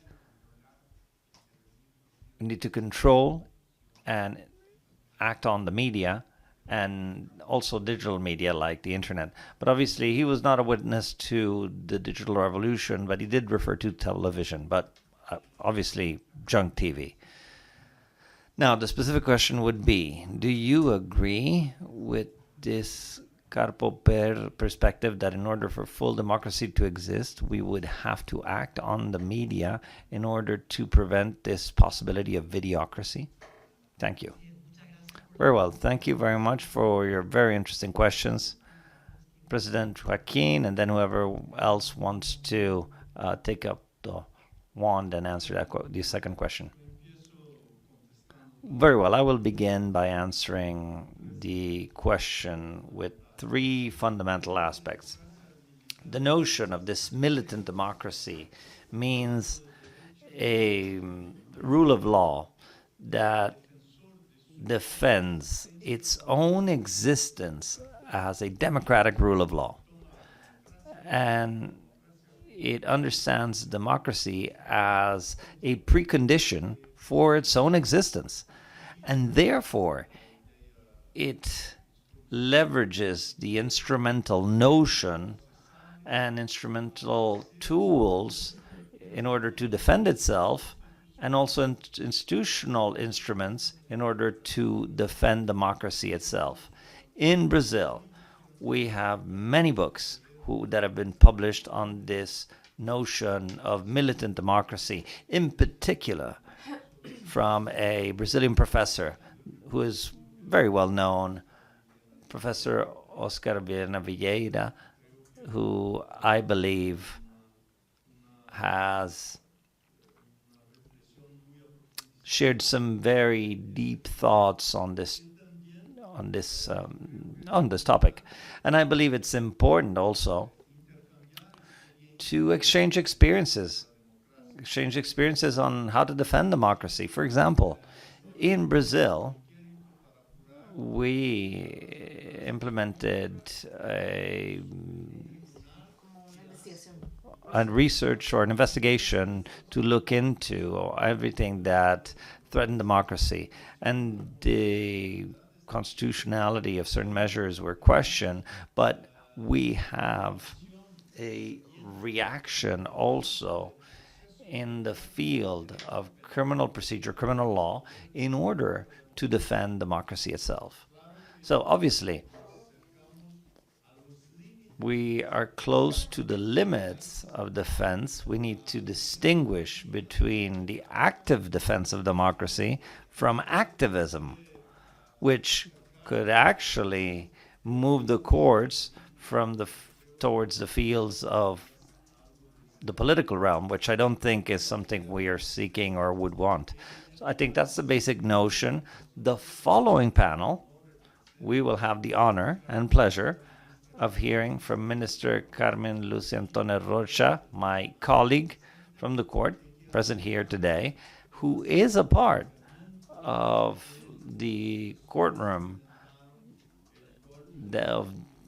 for the people who attempted the coup d'etat, and I'm sure that she will speak of her own experience of militant democracy, taken in the best sense of the term. Thank you, President Joaquim. Any volunteers to answer the second question? I'm volunteer to help you out, but I'm not really a volunteer because of the content. But I would be very careful with any kind of idea of generalized intervention into freedom of expression. Freedom of expression is the cornerstone of democracy. And to propose the notion that the public power should intervene on the media that channel freedom of expression seems extremely hazardous to me, and usually has been the antechamber to totalitarian regimes, and therefore I would be very careful of it. Now, what is true is that the changes in the media and the emergence of new technologies have changed the rules of the games, the context in which these legal rules need to be applied. And therefore, we should therefore reflect. First of all, because the media or mass communication means have changed in terms of their content and verification of pluralism, and on the other hand, because there are new actors in this public communication that did not exist in the past. And therefore, we need to reflect on it, but I don't think that we need to reflect on it from the perspective of public authority having a direct impact on the freedom of expression. Thank you very much, Rafa. Dr. Perez Manrique will add to it a little. No, I won't add to it. Simply the answer is the application of Article 13 of the American Convention, that it's a complete ban on previous censorship, except under very exceptional circumstances, on whatever realm. What I do agree is that right now the world is facing a great challenge, which is how to regulate these new platforms that sometimes act without any checks and balances themselves. And that is one of the big challenges that I'm sure will be discussed in the last panel foreseen within this seminar. Thank you. Thank you very much, Master. Anybody else wants to add to it? I wholeheartedly agree with what was just said. Limitations to freedom of expression. We know that due to crimes that were committed in the exercise of their role, not mechanisms of prior censorship, but the problem is that we're facing hate speech or even hate crimes sometimes. And therefore, how do we, and occurring through digital platforms. And it's not easy. It's not easy because this type of hate speech also undermine democracy. So these are the new challenges of our times. And also, with regard to what Judge Joaquin had said, I believe that with regards to constitutional reforms, the problem of how we exercise oversight on constitutionality and not political on democracy also is related to how constitutions have been drafted and their contents. Because if we face a model where constitutions really start to undermine their basic principles, then we cannot exert political power, because effectively Parliament is in charge of this, and we need to defer reasonably. On very specific circumstances we can intervene. But the problem is when these reforms or these new constitution establish clauses that in and of themselves are anti-democratic, and that is a problem. And that's where this notion of entrenched clauses, well, that could be the formula, but it's complicated. Very well. Well, I echo everything that has been said so far. Freedom of expression and the freedom of information are fundamental rights. They cannot be at the whim of public authorities or interventions by public authorities. If they are threatened or the freedom of information is no longer a freedom, then we would have to seek external mechanisms that lead us back to the free exercise of this right with all of its conditions. But I would never speak of a state intervention, not in this nor in any of the other fundamental rights. The state is there to protect them, to facilitate the conditions to exercise it, but not to make it its own and to intervene or act upon it. Well, thank you very much. Ladies and gentlemen, we've had really an exceptional panel, and I need to announce that we have a brief coffee break. Due to time constraints, it's going to be just 10 minutes. I think it's just out there. That way, yes. Thank you. Thank you very much.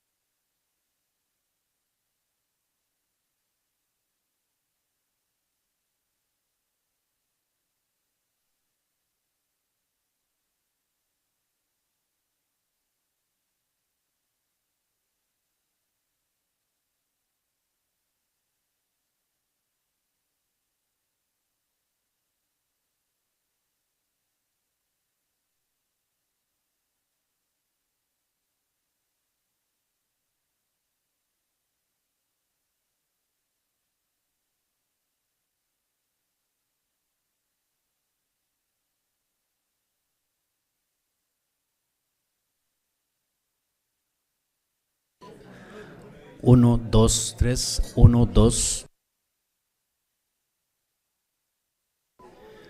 Prueba de sonido. Uno, dos, tres. Uno, dos, tres. Prueba de sonido. Uno, dos, tres. Un poquito para arriba. Para arriba. Uno, dos, tres.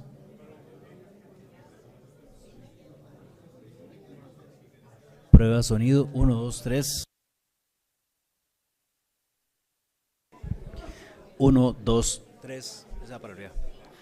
Uno. Prueba de sonido. Uno, dos, tres. Uno, dos, tres. Prueba de sonido. Prueba de sonido. Uno, dos, tres. Uno, dos, tres. Prueba de sonido.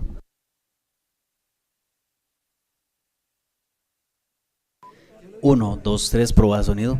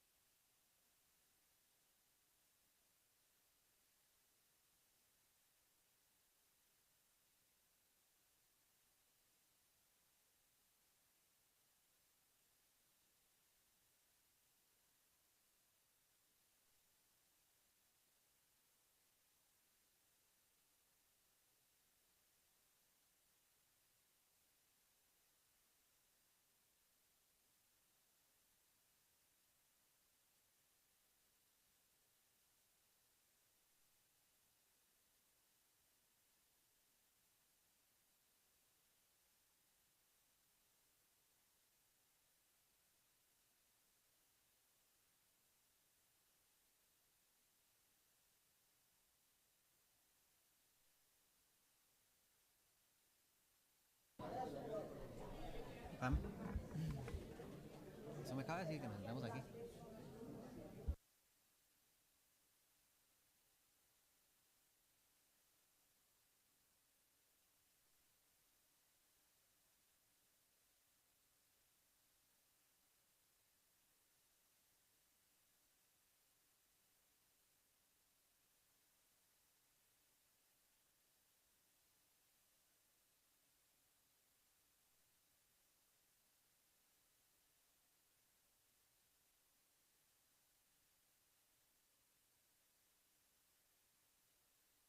Este.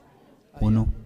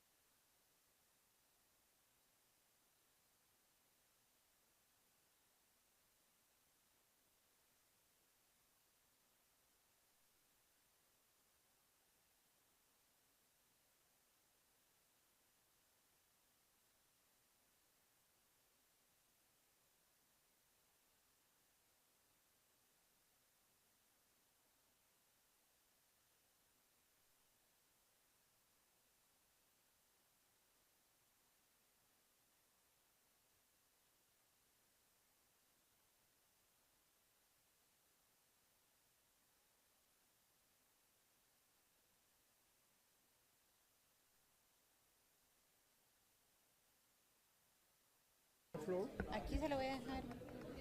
déjamelo en flor. O sea, ok, ya. Listo, sí. Entonces es mejor que Sí, escuche desde porque ahí. yo hablo bien el inglés.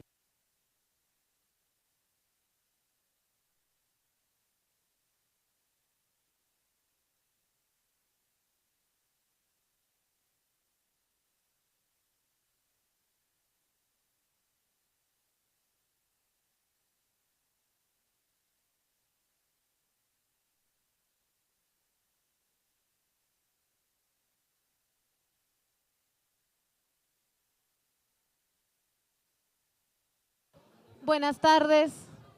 Por favor, agradecería puedan tomar asiento para dar inicio a la segunda mesa.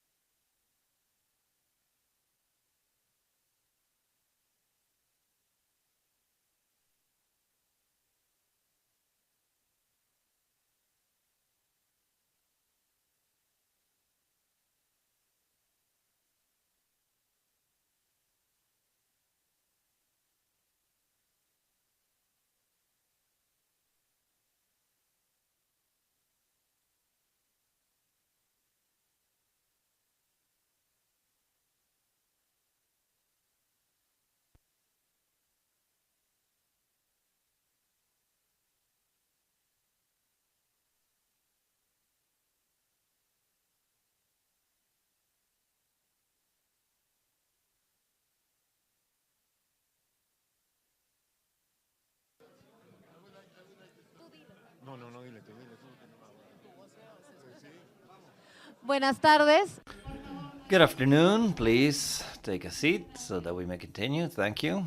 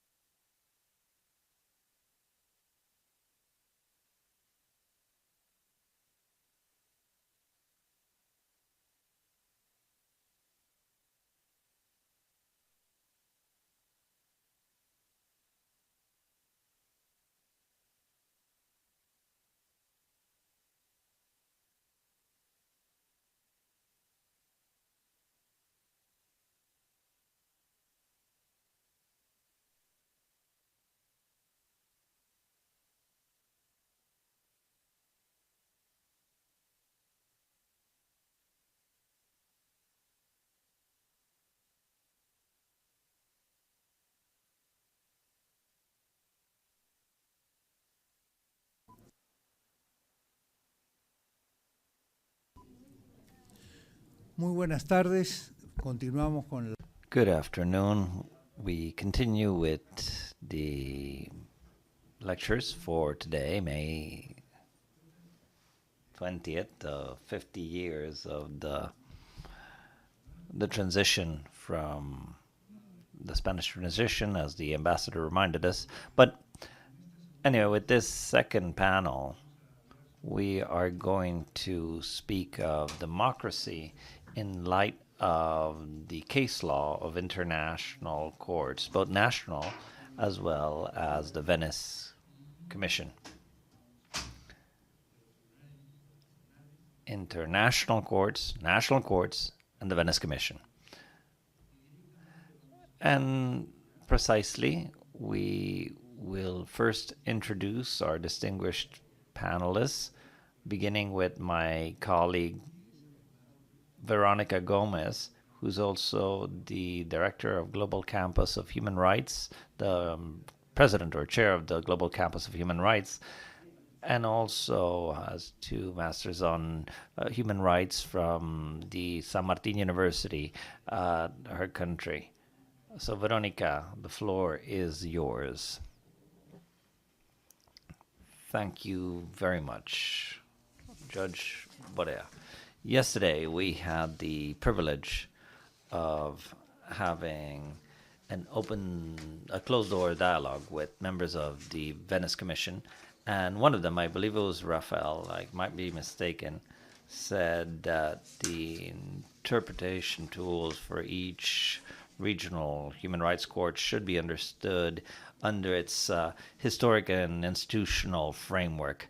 I firmly believe in history, and therefore I believe that in order to understand the jurisprudence of the Inter-American Court, we must understand it within the historical framework of our continent. And so I'll cover 3 parts. First, the origins, then by institutions, then a few specific points on jurisprudence. That's my notion, to tackle these 3 areas in chronological order. So we'll begin with the pre-Columbian regimes. That's the history of our continent. And it begins with these human settlers who migrated from Central Asia to our continent. And these systems had hierarchy, nobility, local chiefs who collected their tributes or taxes, but they had mechanisms to redistribute these tributes. And these mechanisms were based on negotiating with local authorities. So we're talking about a system based on leaderships and hierarchies that were not completely crystallized, and where power was not centralized either.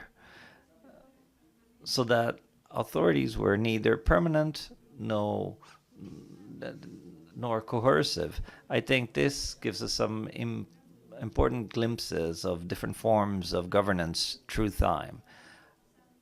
In parallel, Europe was going through 1,000 years of the Middle Ages and what that represented in terms of the redistribution of land, authority, soil use.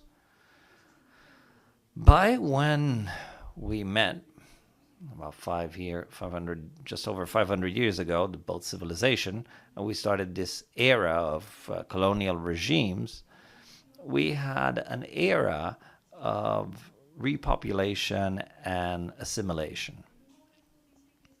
People who study demographics say that the first 100 years, we're talking about the 15th, 16th century, that was one of the greatest demographic traumas experienced by our planet. 90% of indigenous people vanished. And that's when this new relationship developed with distribution of land for extractive activities, plantations. And there we need to focus on who the citizens of the Americas were. Europeans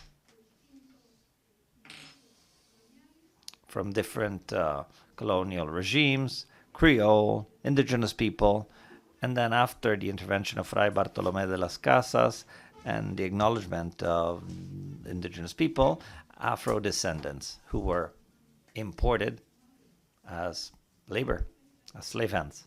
So those are the citizens of our Americas. And this is what occurred for all of those centuries.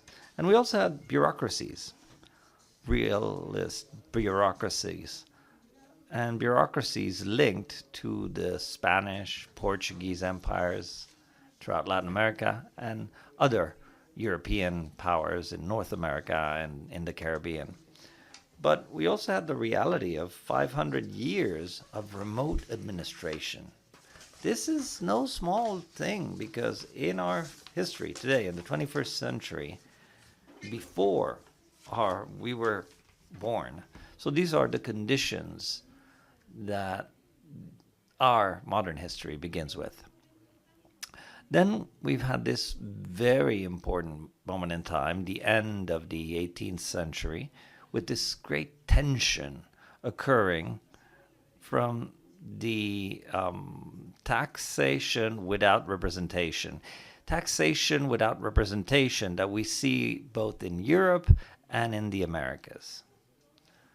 The cost of maintaining a hybrid armed forces that can displace an army on land towards a position overseas, and therefore you need not only an army but also marine, well staffed, was a tremendous burden for the European powers of the time.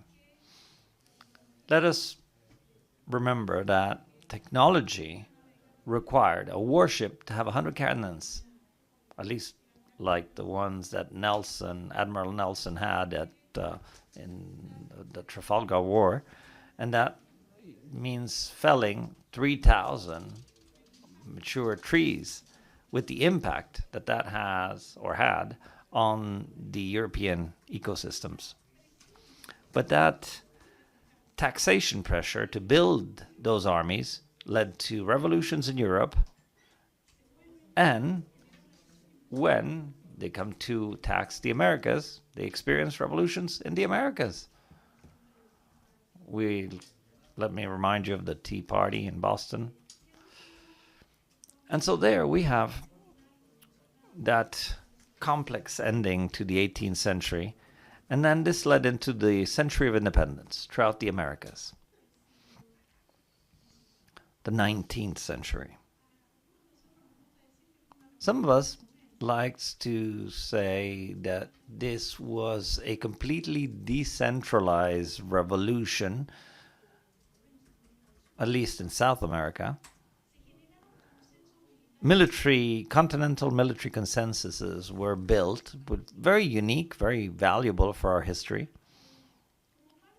And as part of independence, or at least in terms of declarations, we obtained racial equality. This was the era of the novel, the most glorious era in music, and also the era of empathy. Novel approaches the individual history of people and brings it to a global audience, and this generates empathy. And we have these constitutional debates that the Americas, after the independence, are marked by civil wars, discussions on monarchy, temperate monarchy, or republics. And we have the end of majority as the key on how land will be distributed from that point on. And we also have the expansion of borders against indigenous people that had yet to be impacted by extractionary activities.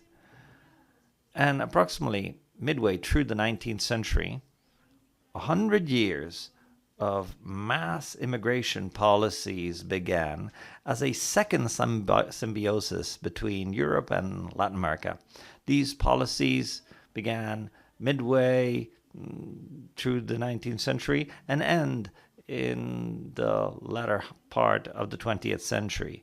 And we also must think about these mass migration represented for European democracies, what they meant throughout the 20th century, this redistribution of the demographics, which I think is quite pertinent also for the processes back in Europe.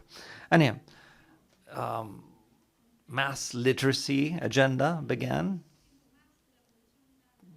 because more than 60% of the population back then didn't know how to read or write, and this eventually led to women to become professionals. And the modern state also appeared with this agenda of sovereign equality.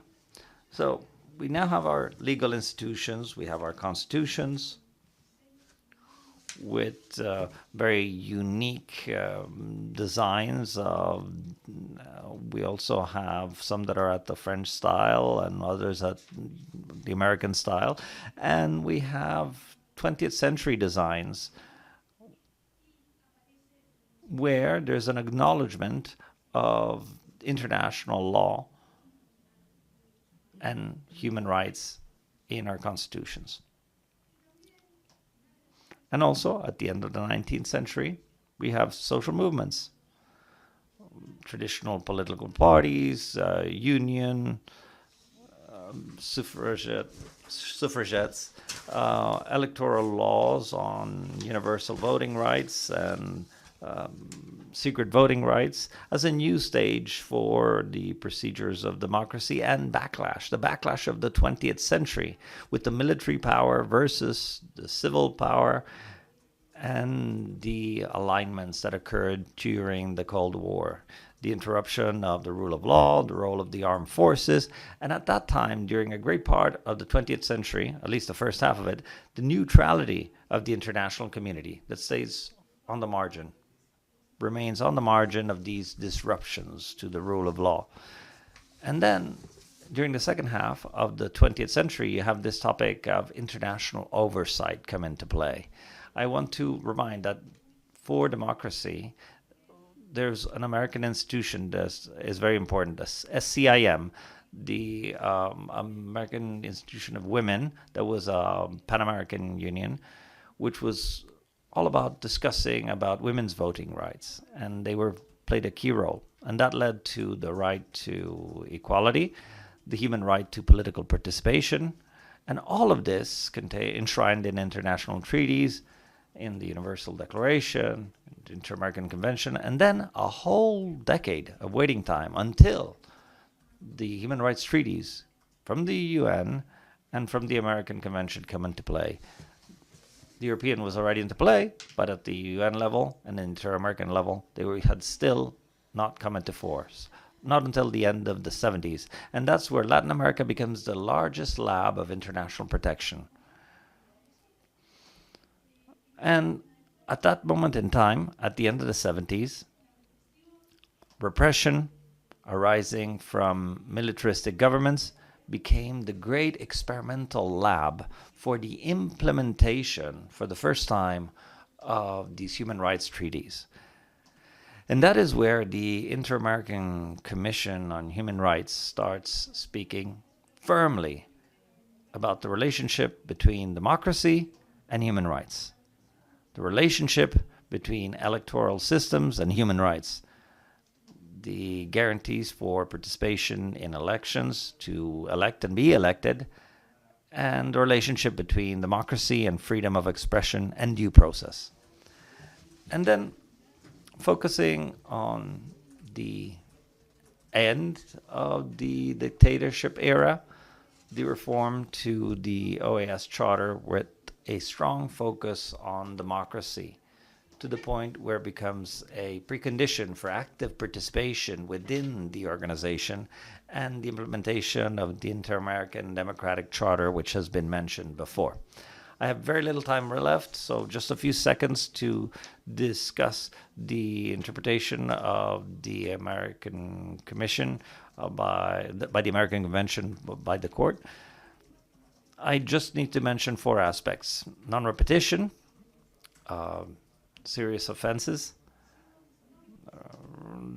The non-repetition as really a redress for the commission of severe offenses, linked with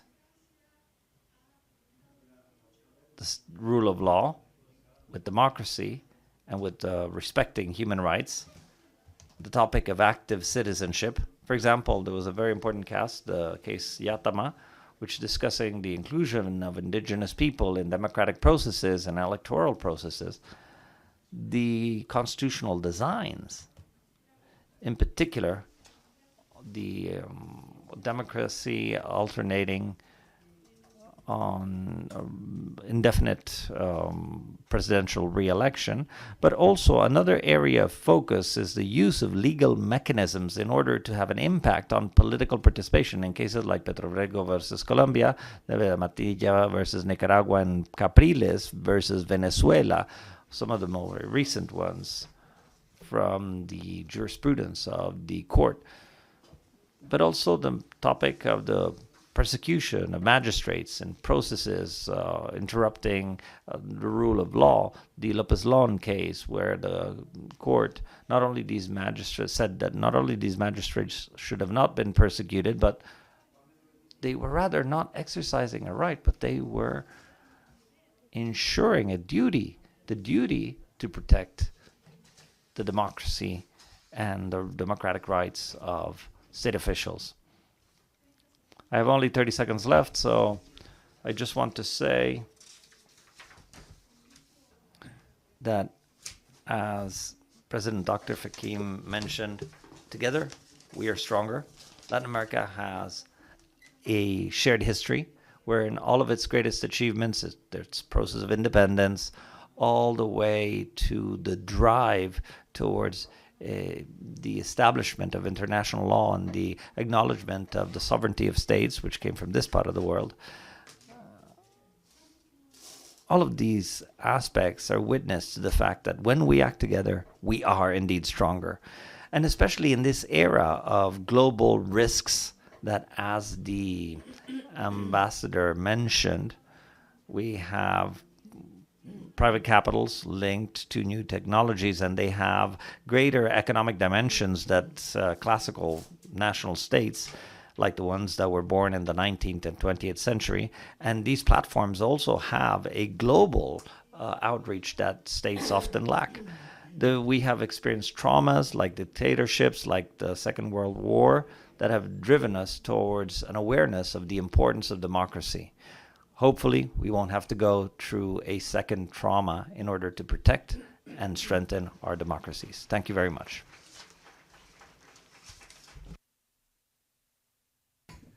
Muchas gracias. Thank you, Judge Veronica Gomez, our colleague. I now have the floor for Ms. Carmen Lucia Antunes, President of the Electoral Court of Brazil and member of the Venice Commission. Good afternoon, everyone. I excuse myself. I have prepared a paper to read in Spanish, but after having heard the words everyone has mentioned already, I'd rather speak directly in Portuguese and skip through my paper. So my apologies. I will be speaking in Portuguese, but I do feel more comfortable. And then I can leave the text, of course, for our Judge Rodrigo to share. But I'd like to share some thoughts in this time that I have on democracy and elections in our contemporary world, based on what we have lived and what we have heard today. Last year, we had over 60 elections worldwide, and we are now talking about the risks, quote unquote, but I've heard already here, the democratic erosion or the erosion of democracy. If we had over 60 elections last year, and elections are what show that is a democracy, what's that this encounter that we're having between these elections and the fact that we're talking about erosion? I studied in the School of Law in the decade of the 70s when I was young. And the National Congress of Brazil at that point was closed by a dictator. The day before yesterday, as a judge of the Constitutional Court of Brazil, as our Minister Fachin mentioned, I was participating from 9 a.m. to 6 p.m.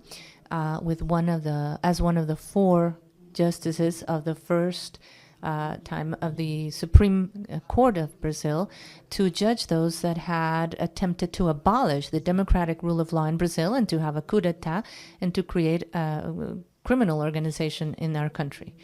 People in power tried to abolish the democratic rule of law, and since 2021 until the 8th of January, that we've already heard mentioned by our dear President, Mr. Edson Fachin, they tried not just to close Congress, but for the first time, after 40 years, as we've also heard, we are living a democratic experience in Brazil, which in 2021 started up until the 8th of January 2023, the President of the Republic, and the forces of law enforcement officers and even citizens themselves, public servants, all joined together to have this coup d'etat in Brazil. And for the very first time, Brazil, as in other countries in the world, and Latin America, of course, as well,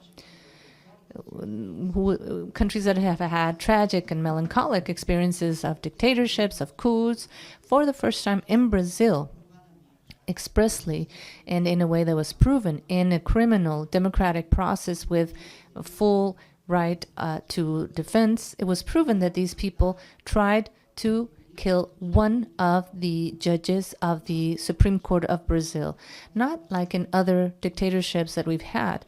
3 justices in 1968 of our Supreme Federal Court removed from their posts. They were surveilled and followed, and there were express references in a decree, an executive order, containing what would happen after this coup, that 2 at least would be, the word used was, would be neutralized, basically killed. If we have such a strong fight for democracy in all of Latin America that again lived tragic experiences in the 60s and 70s, even 80s throughout our region, how is it possible that in 2020 we have those same fears? What happened? What has changed? Well, for me, because I was younger and I lived through a period in my youth in this dictatorship, and I am a judge judging the crimes of abolition and attempt to abolish. And Fachin, Minister Fachin was one of those that also suffered an attack and or would have been attempted. So, of course, it's an attempted murder. What the if this person in charge of the coup had succeeded, they might be seen as heroes. So these things are happening still today. The whole world is concerned, and it's not just happening in Latin America. The threat to democracy, and we've heard already as well the words crisis, challenges, erosion of democracy, and I ask myself again, is there a woman that has a nice school for their children, a man that has a nice place to work, those who might see that their dreams are not coming true after they voted? Do they value democracy? Do they know how to do it? Or are we also mistaken because democracy is still something that those who do not suffer from their absence don't necessarily understand it? I asked myself here, but we don't have so much time, but I was asked by a woman coming to our Supreme Court saying, I came here because I want you to finish with the 9-year period of my daughter that is her wake. And it's something that happened 5 years ago. There was a landslide that led to the death of several people. And this woman came to me and said, I have to find a way to ensure justice for my daughter. You have to live with these enemies that created these antitheses to them. Is this a democracy? Is this truly a democracy? And these things can happen because there's no real democracy. As I understand it, as I see it today, I see changes in the world, questions that we have never asked ourselves before. What's going on with climate and how will it look for planet Earth? Will it lead to our disappearance? And we have risks. We have technologies that are creating new forms of slavery, of human slavery. We've already mentioned the social challenges here. And last year in the Supreme Court of, and as president of the Electoral Court of Brazil, I had several pressures to ensure that elections remain free. We have 158 million voters that go to vote at the same day.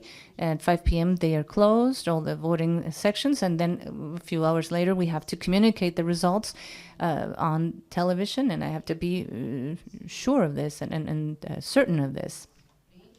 I think that you learn democracy, you build and defend democracy every day.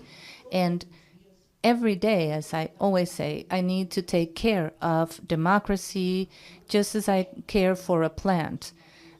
Because you still have the, dictatorships, and dictators don't need so much care to appear and happen. So what is happening in Brazil? For the first time, we are judging people that were inside presidential palaces and wanted a coup d'etat. And we're doing this because we have a constitution that clearly states that the democratic rule of law, as Article 1st of our Constitution, is a fundamental right to every person, and you cannot act anti-ethically and against this. And right now in Brazil, we have a law that establishes the crime,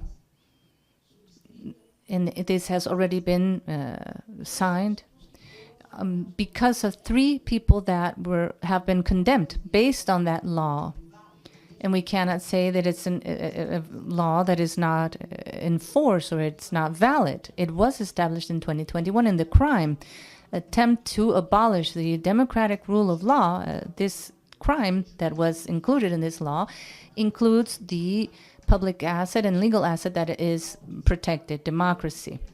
And it is now in a law to protect it. And we are judges of Brazil, and we don't ask, in theory, why it is democratic or not. Judges can be many things, but as a great lawyer in Brazil said, for a coward judge, there's no salvation. We, as judges, understand that we need to be brave with democracy, that when we take on our posts, that laws are there to be enforced, that the Constitution is a law, it's not a suggestion, it's not a proposal. Everything that it includes must be enforced, and that's what we're doing. We're enforcing it.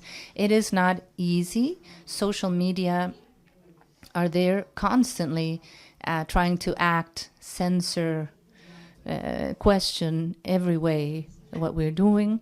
And it's important also for us to undergo another transformation of questions and fears that are unprecedented for us. The fear of machines that are no longer going to serve us, but that we serve them, because algorithms are anonymous for us.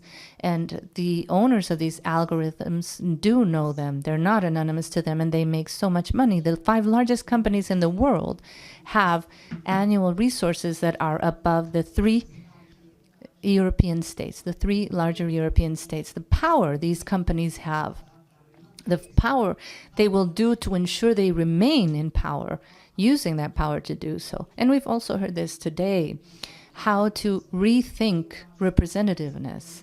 I think that citizens have changed, and us as professors of law, as constitutional judges, also have to rethink our own models. And for a very simple reason, because citizens have changed. Citizens don't necessarily even want to be represented. They want to be present. And democracy, representative democracy, as the model that we have for the in late 18th, early 19th century, is really just a cadaver that is trying to keep present, but it's no longer valid. But citizens that want to be present and using technologies for good, and I do believe that politicians have to change, but again, as a judge and as a professor of law, I also have to change to understand as well that Brazilian citizens, and I think this is overall, but I talk about my country, they don't want someone to be their voice. They want to have their voice heard, just as, you might know what's best for me. You don't necessarily know what's best for me. I know what's best for me. And this happened first with women's rights. Now it's happening for all citizens. And we have to start thinking that the model of democracy, the liberal model, with all the terminology added to ensure there was no misunderstanding in this democratic dynamics, the illiberal democracies that are not democracies, but potential democracies that are not democracies, it might be time now to think about the model of a democratic citizen that has that courage, and that we show that courage to also reach a new model to coexist. Democracy has the basis of a principle of trust, and I think that I think of it as a professor with my 20-year-old students, but I also see it in my own family. It's people that are growing with an absolute mistrust. I was a child in rural Minas Gerais, and my mom said, if you go out and something happens, call an adult to help you. Even my nephews and nieces now are raising their children saying, if there's someone at the door of your school, don't talk to them. So we are creating a society of people that are afraid of other people. We are not teaching them to trust. And mistrust is a good space for hate that algorithms encourage. And it is the basis for dictatorships, because democracy is based on trusting the other, on responsibility towards the other, and elections are made for political solidarity with others. So I believe that we have our constitutions that are now being interpreted by us as professors of law, by our institutions, exactly as if we were professors 100 years ago, 50 years ago, when our citizens today have changed. And a society where in Latin America and in Brazil, we've had women that have been killed. In Latin America, on average, one woman is killed every 4 hours. 6 women are killed per day. That is not democracy. If we have women that cannot speak, that cannot work because they don't have equal opportunities, they haven't even learned about digital literacy, they cannot compete for their own independence if they don't learn that. So briefly, again, I don't have time to go into all the details I would like, but I do want to say that in the case of Brazil and the Supreme Electoral Court, an electoral judge, the only one that is not waited to be provoked, and we just manage elections for others. We ensure accessibility even for people with disabilities, so they don't have to depend on anyone to vote. And today, the more than 5,500 voting locales throughout Brazil have access for anyone with physical disabilities, to anyone with difficulties. We are present there with the different courts. Yes, I'm about to close. To help people that cannot move freely, to ensure they vote as well. And again, I think we have to rethink in the judiciary. especially how to educate citizens and how to ensure that all our citizens have their understand their fundamental rights, how to access courts and the many bodies and organizations that can help them today. Because we cannot ask for a right to be protected if we don't know we have that right. We have to act to educate judges as well on the weight of the fundamental rights, on the need to ensure that we have a democratic access to all. Also to them, because many judges are conservative and even reactionary, and they apply things and enforce things as if we were living in the past. And mainly, every day that we might ensure that laws are clear, that laws are not just reserved for judges, lawyers, and expert bodies, with people that have already learned to interpret them and to know their rights, and not share them with others, and so don't necessarily keep fostering democracy. If we really want democracy to flourish, a free, just, and solidary democracy for all. I will leave my text here. That has nothing to do with what I've mentioned now, but for your interest, and thank you for your attention.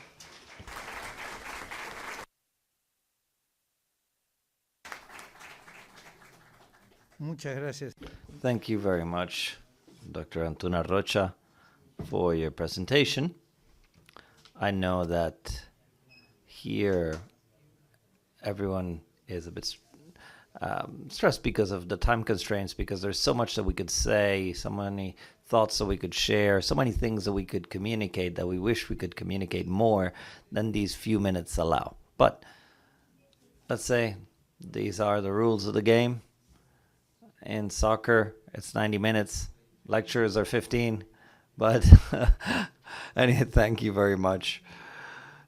Up next, our next panelist is Professor Nikos Alivitsatos, who's a professor of constitutional law from the University of Athens and a member of the Venice Commission. Dr. Alivitsatos, the floor is yours, please. Yeah. I wish to thank very much the organizers for this invitation. I'm both happy and unhappy in introducing my paper. I'm very happy and I would say thrilled after the first panel and this panel as well, because I must confess I understand that there is beyond Europe and North America another world very close to our anxieties and to what we are through today, a world that I wasn't aware of.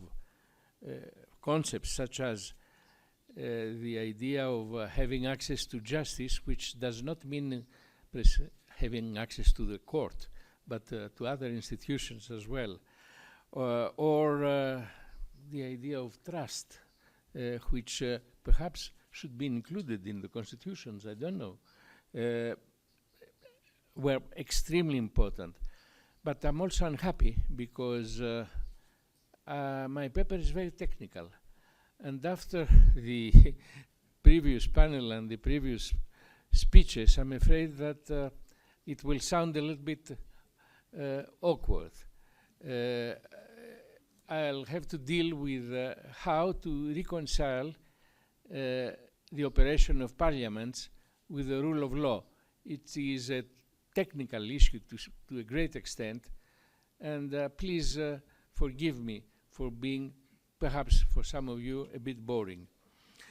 The principle of parliamentary autonomy is universally proclaimed in modern democracy, parliamentary autonomy, since it is believed to be a fundamental characteristic, if not a prerequisite, of representative democracy. Unless legislatures are independent and have the authority to decide on their own affairs, it is believed that no real democracy exists. That independence includes the power to decide without interference from other branches of government on financial and administrative issues, and most importantly, on parliamentary rules of procedures, which provide how parliaments operate. In that sense, it is widely accepted that parliamentary autonomy is vital for a parliament to function effectively, to maintain its independence, and to fulfill its role in a democratic system of government. That being said, while parliamentary autonomy is not contested in its principle, its extent and the modalities of its enforcement are strongly debated in most modern democracies. For instance, parliamentary immunities in Council of Europe member states vary enormously. Half of them uphold it for speeches in the exercise of the representative duties, while the other half only for statements inside Parliament. Exercise of duties, what does it mean? Inside of Parliament, it's more clear. I'm sure that the same variety of practices is signaled in other sectors of parliamentary business as well, such as the creation of parliamentary committees of inquiry, their composition and the exercise of their powers. Are the relevant decisions taken only by majority vote? And if yes, are opposition parties completely excluded from the committee's agenda-setting process? For instance, contrary to what is the case in most member state parliaments, in Germany, the opposition does benefit of some important rights once parliamentary committees of inquiry are established. On the occasion of an Italian case, the Venice Commission was asked to the following question: should the Bill of Rights and the rule of law limit Parliament's decision-making power? And if yes, to what extent that limitation can be reconciled with the principle of parliamentary autonomy? In its amicus curiae brief, the Venice Commission referred to an important American precedent, Watkins versus the United States, a celebrated judgment of the US Supreme Court, which in practice put an end to the operation of McCarthy's House Committee of Un-American Activities in 1957. In that case, petitioner had refused to answer questions by members of that committee as to whether he had known other persons to be member and or to have been members of the Communist Party. In a 6-1 opinion written by Chief Justice Warren himself, the court overturned the petitioner's conviction by a lower court to a prison fine, finding that the latter's procedural due process rights under the Fifth Amendment had been violated. In Chief Justice Warren's words, the court held that, and I quote, "constitutional rights of witnesses will be respected by the Congress as they are in a court of justice. The Bill of Rights is applicable to investigations as to all forms of government actions. Witnesses cannot be compelled to give evidence against themselves. They cannot be subjected to unreasonable search and seizure, nor can the First Amendment freedom of speech, press and religion, or political belief and association be abridged." End of quotation.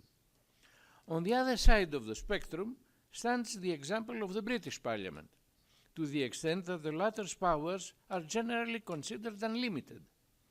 It is worth noting that in Britain neither the Parliament itself nor anyone exercising a function in connection with the latter's proceedings are considered public authorities and therefore bound by the laws in force. In a very recent case, the European Court of Human Rights, Green versus United Kingdom, the applicant was not contesting the autonomy of the House of Lords, but was merely seeking a declaration that the absence of ex-ante or ex-post controls on the power to use parliamentary privilege to reveal information subject to an injunction was in breach of the Convention rights. No control at all whether the specific questions asked to a specific petitioner were beyond or within or beyond the law.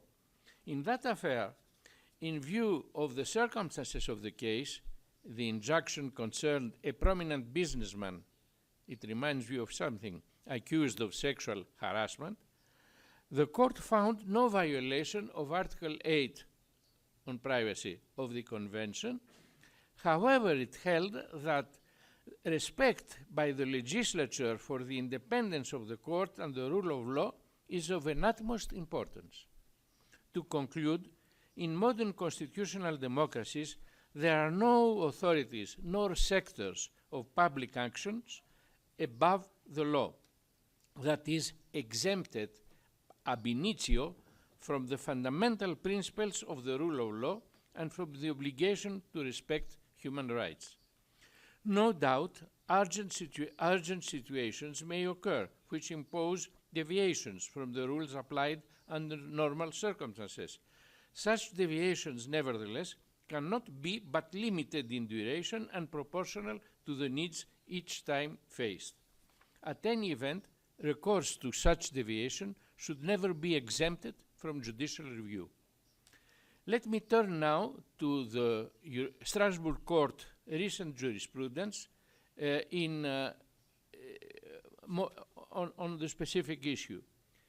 In the recent case, which I mentioned before, which is now pending before the court's Grand Chamber, the competent section dealt with searches and seizures ordered by a parliamentary commission of inquiry of the Italian parliament on mafia questions and whether there exist links between the mafia and the Masonic and the Masons in Calabria.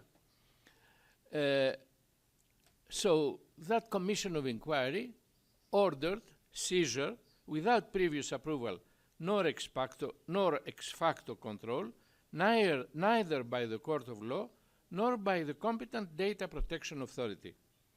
On that occasion, the European Court reviewed the relevant practice in other Council of Europe member states. In today's Europe, and I just refer to some cases, parliaments are in general expected to abide with the general provisions of standing laws, especially whenever they act not within the strict legislative function, but to some kind of judicial action as well, as was the case here. No doubt recourse to seizures in order to obtain evidence of certain offences, such as mafia participation, is a commonplace, provided, however, that existing formalities, such as previous permission by a competent court, permission requested by Parliament, are scrupulously expected. This is an Ukrainian case of 2013. The measures taken are thereafter scrutinized for the purpose of reviewing the justifications given and for assessing compliance with the principle of proportionality, Smirnov versus Russia, 2008. Needless to say that the seriousness of the offense is taken very seriously into consideration, as well as the circumstances in which the relevant order was issued, Modestu versus Greece. Above all, the Court of Strasbourg requires domestic law to provide adequate safeguards against arbitrariness, including effective remedies. Finally, exemptions from the rules in force may be tolerated in situations of extreme urgency. For instance, in the case Trabajo Rueda versus Spain, 2017, the seizure of the applicant's personal computer, which had enabled the police to have access to all his personal files, stored on the grounds that it contained child pornographic materials, was deemed contrary to Article 8 of the European Convention, because the court had not been convinced of the urgency of the situation, requiring the police to seize the files without obtaining prior judicial authorization, normally required, even though such authorization would have been obtained fairly quickly. To conclude, under normal circumstances, respect of the rule of law and the guarantees provided each time for the protection of human rights at stake is an obligation that no public authority including parliaments, can overpass. Exemptions may be accepted only in exceptional situations, provided that the law explicitly permits it and that the principle of proportionality is respected. Moreover, victims should be entitled, at any case, to contest the legality of the measures taken, at least ex post facto. Thank you.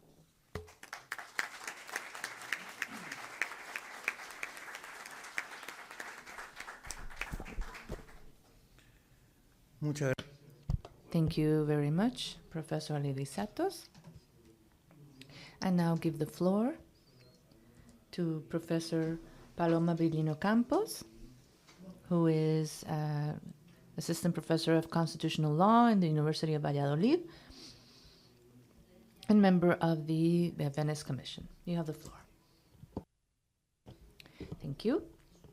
It's truly an honor for me to be here today, and more so considering that I was invited by an institution that is as prestigious as the Inter-American Court on Human Rights and the Venice Commission, and as a professor of constitutional law. My school that for 50 years now has played an important role in building constitutional law, not just in Spain, but comparative law as well. In June last year, the Venice Commission, acting as amicus curiae, approved an important report to respond to the question that had arrived to the Inter-American Court of Human Rights. The question had been raised by Guatemala, and they were asking the Inter-American Court to provide an advisory opinion on the relationship between democracy and human rights. More specifically, the main question asked to the court was for it to determine whether democracy is a right, a subjective right in and of itself, or if it has to be understood from an objective standpoint, so as a social, political, and economic system that is fundamental for the development of human rights. This is not the only question raised by Guatemala in the request for an advisory opinion, and I can refer to these at the end if I have the time. But evidently, this question is fundamental, and it's the one that gave rise to the request by Guatemala.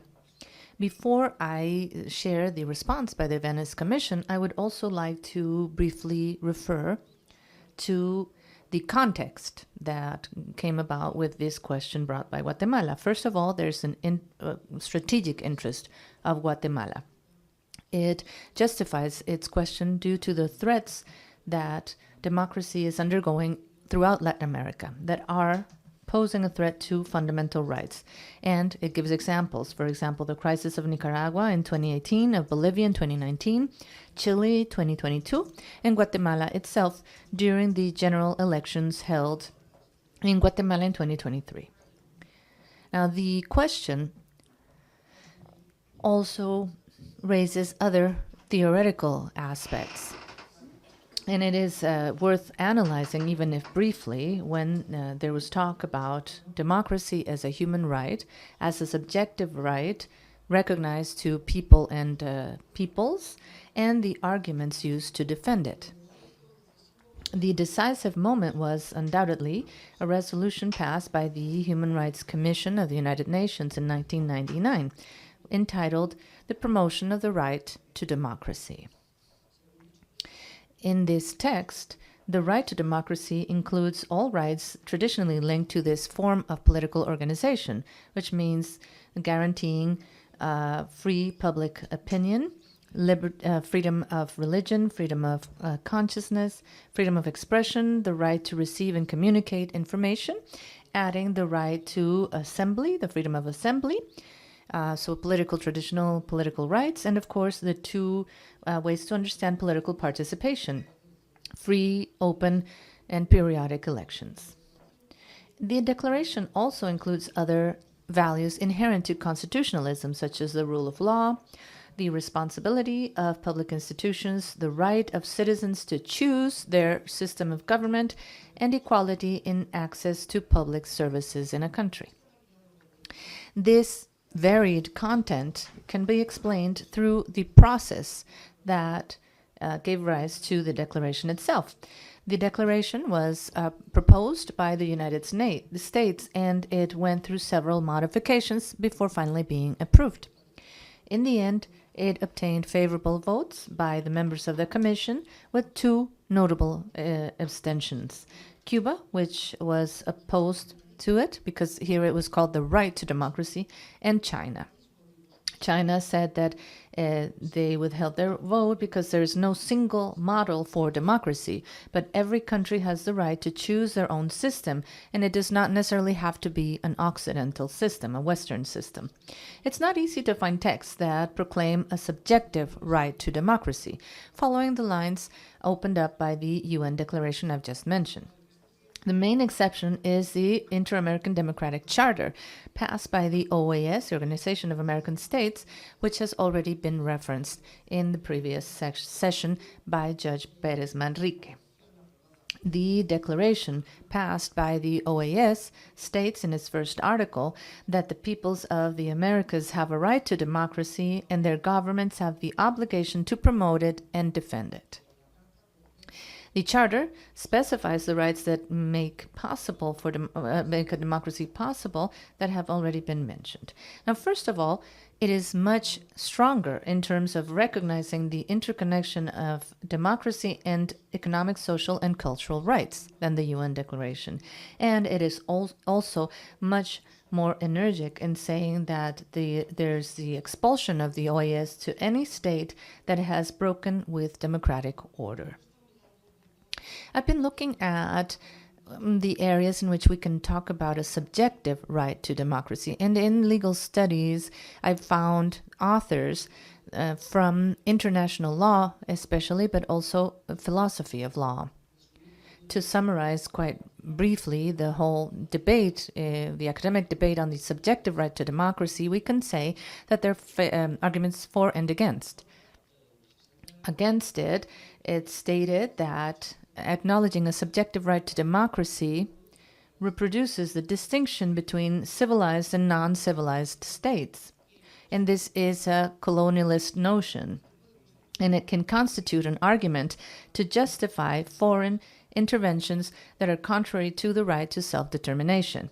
The main argument in favor of this specific right consists of, as any other human right, that it's the subjective right to democracy would provide standards to critique and influence the action of the states.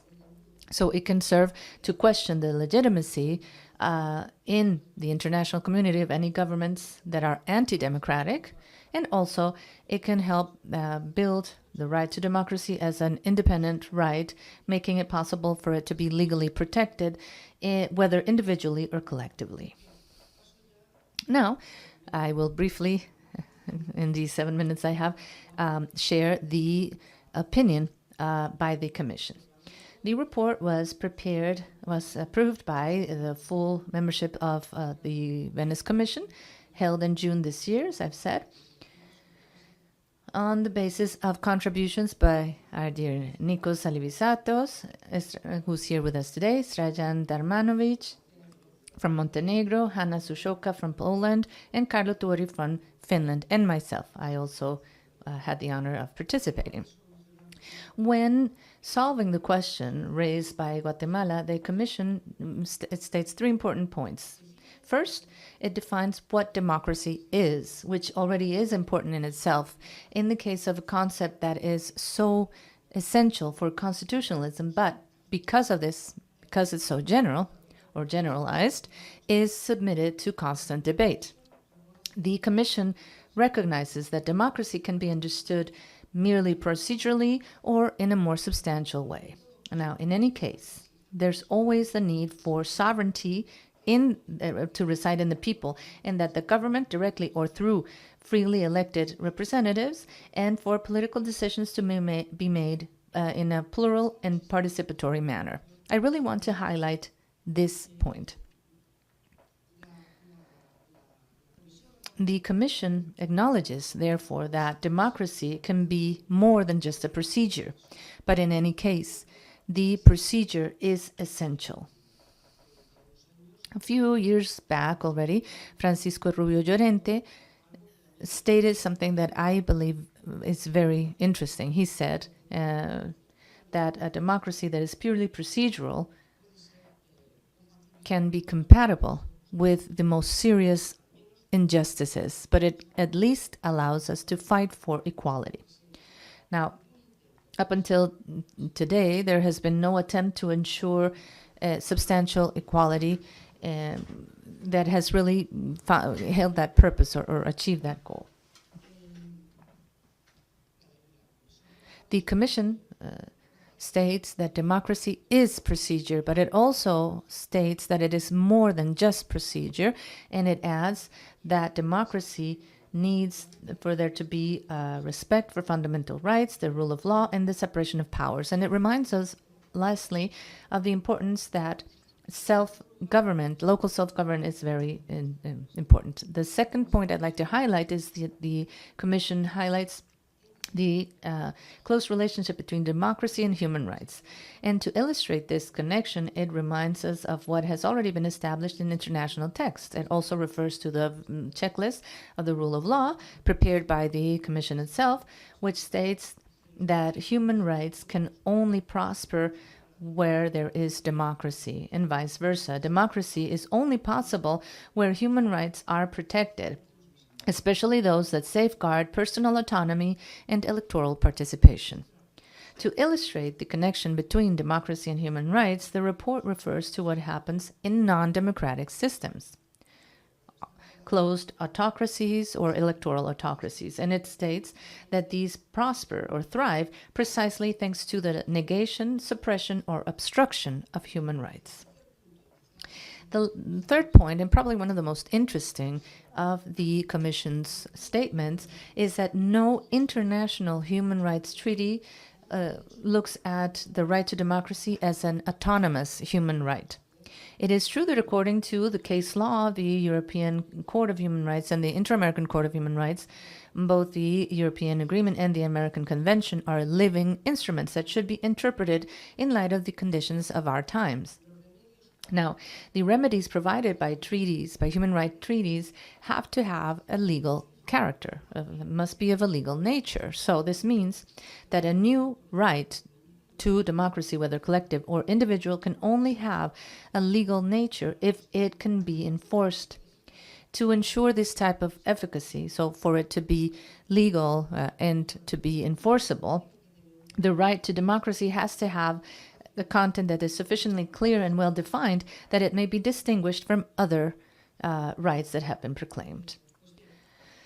So, of Lege Lata, all enforceable aspects of democracy are already protected by other human rights, such as the right to vote, the right to access public office in equal conditions, and the freedoms of expression, assembly, and association.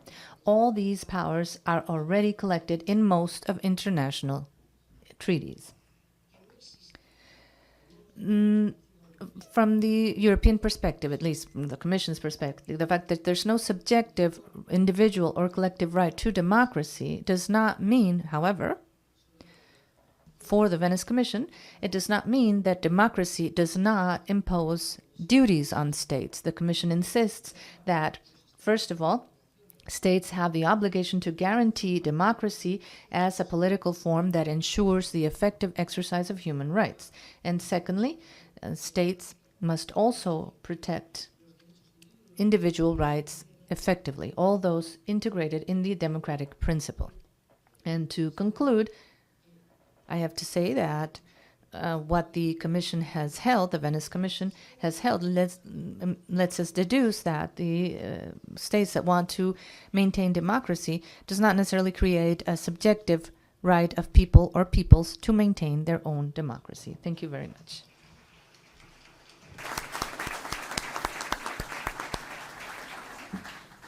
Muchísimas gracias. Thank you very much, Dr. Paloma. Now, Dr. Martin Mitz, a magistrate of the Constitutional Court of Lithuania and also a deputy member of the Commission of Venice, and also been a member of the Human Rights Court in Strasbourg.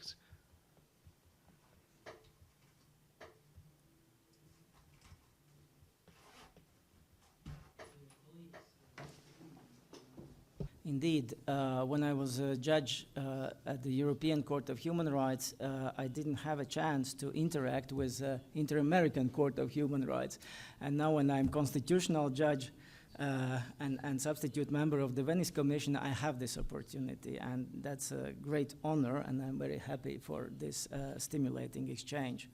So I also have to warn that I managed to negotiate that topic of challenges to democracy as reflected in the case law of the European Court requires at least 20 minutes. But I will try to keep shorter than that. The European Convention on Human Rights is based on the premise that member states of the Council of Europe accept enjoyment of human rights by everyone, adhere to the rule of law, and cooperate effectively and sincerely to achieve greater unity among themselves. Today, unfortunately, it is proper not to speak about the achievements of democracy, but about the threats to democracy that has filled in the agenda of the European Court over the past few years. In the minutes allotted to me, I will focus first on the direct and indirect consequences for the protection of human rights stemming from the war in Europe, that is, Russia's aggression in Ukraine. And then I will address the threats to such fundamental elements of democracy as free elections, pluralism, and active civil society on the basis of judgments delivered by the court this year and last year. On 9th July this year, the European Court delivered judgment in the joint 4 cases of Ukraine and the Netherlands versus Russia. This judgment covered the occupation of Crimea by Russia in 2014, control of Donetsk and Luhansk regions by pro-Russian separatist groups, downing of the Malaysian airplane MH17 that caused deaths of 298 civilians, and the ongoing full-scale invasion of Ukraine launched by Russia in 2022. Preceding its analysis, the court felt compelled to make the following observations. The events in Ukraine are unprecedented in the history of the Council of Europe. The nature and scale of the violence, as well as the ominous statements concerning Ukraine's statehood, its independence, and its very right to exist, represent a threat to the peaceful coexistence that Europe has long taken for granted. These actions seek to undermine the very fabric of the democracy on which the Council of Europe and its member states are founded, by their destruction of individual freedoms, their suppression of political liberties, and their blatant disregard for the rule of law. The underlying objectives of the Convention, namely to realize the aims and ideals of the Council of Europe by promoting peace based on justice and international cooperation, are of critical importance for the Court today in its interpretation of the Convention's provisions. The Court unanimously concluded that the Convention was violated on 18 accounts with regard to 12 of the Convention articles, starting with the administrative practice of extrajudicial killings of civilians and military personnel hors de combat, and ending with the administrative practice of suppressing the Ukrainian language and the indoctrination of children in education. This is the 3rd judgment following an interstate complaint against Russia relating to its military aggressions. Overall, there are 12 interstate cases currently pending before the European Court, of which 9 deal with military conflicts. These are Georgia, Russia, Ukraine, Russia, and Armenia, Azerbaijan. Besides, there are some 10,000 individual applications linked to these conflicts. This gives an insight into the scale of human rights issues stemming from military conflicts in Europe and the amount of work it demands from the court. The impact from the war exceeds the geographical borders of the conflict. Security threats, by definition, increase the weight of the protection of the national security interests when the European Court of Human Rights must decide on the justification of the restrictions to fundamental freedoms. The case of Ždanoka versus my country, Latvia, number 2, decided last year, serves as a good example. The case deals with the prohibition to stand for parliamentary elections to persons who actively opposed restoration of states' independence back in 1990. So as a matter of fact, Latvia as an independent state was established in 1918, but in 1940 it was incorporated into the Soviet Union by force in violation of the international law. Latvia's independence was restored in 1990, and restrictions were put in place to stand as a candidate for elections to several categories of persons, including active members of the Communist Party at that time, a category to which the applicant belongs. Already in 2006, the Grand Chamber of the Court found that Latvia could restrict the right to stand as a candidate for parliamentary elections to persons who actively had opposed restoration of states' independence in 1990. The rationale was that the newly restored democracy had to be given broad margin of appreciation to avert threats to the new democratic order and to prevent the restoration of the Soviet regime. However, the court explicitly stated that the need for such a restriction had to be periodically reassessed by the parliament. Since Latvia would consolidate its democratic institutions, it would integrate into the regional and universal organizations, would become a stable democracy, and hence the need for such restriction would disappear. In 2024, the European Court had to re-examine the same restriction applied to the same person, since it was never lifted. The court observed that it did not operate in vacuum and that it had to have regard to the general context of the case. Latvia is a neighboring country to Russia, which had invaded parts of Georgia, Ukraine, and had started full-scale invasion in Ukraine in 2022. The overall situation in Europe had changed significantly, and Latvia increasingly had legitimate reasons to fear for its security, territorial integrity, and democratic order. As a result, protection of those values called for even a wider margin of appreciation compared to the situation in 2006. Consequently, on the facts of the case, the court concluded that there had not been a violation of the right to stand for elections under Article 3 of Protocol 1 to the Convention. In Ždanoka versus Latvia, the first judgment in 2006, the court referred to the concept of a democracy capable of defending itself. The court already in the 90s had stated that democracy was the only political model contemplated by the Convention and the only model compatible with it.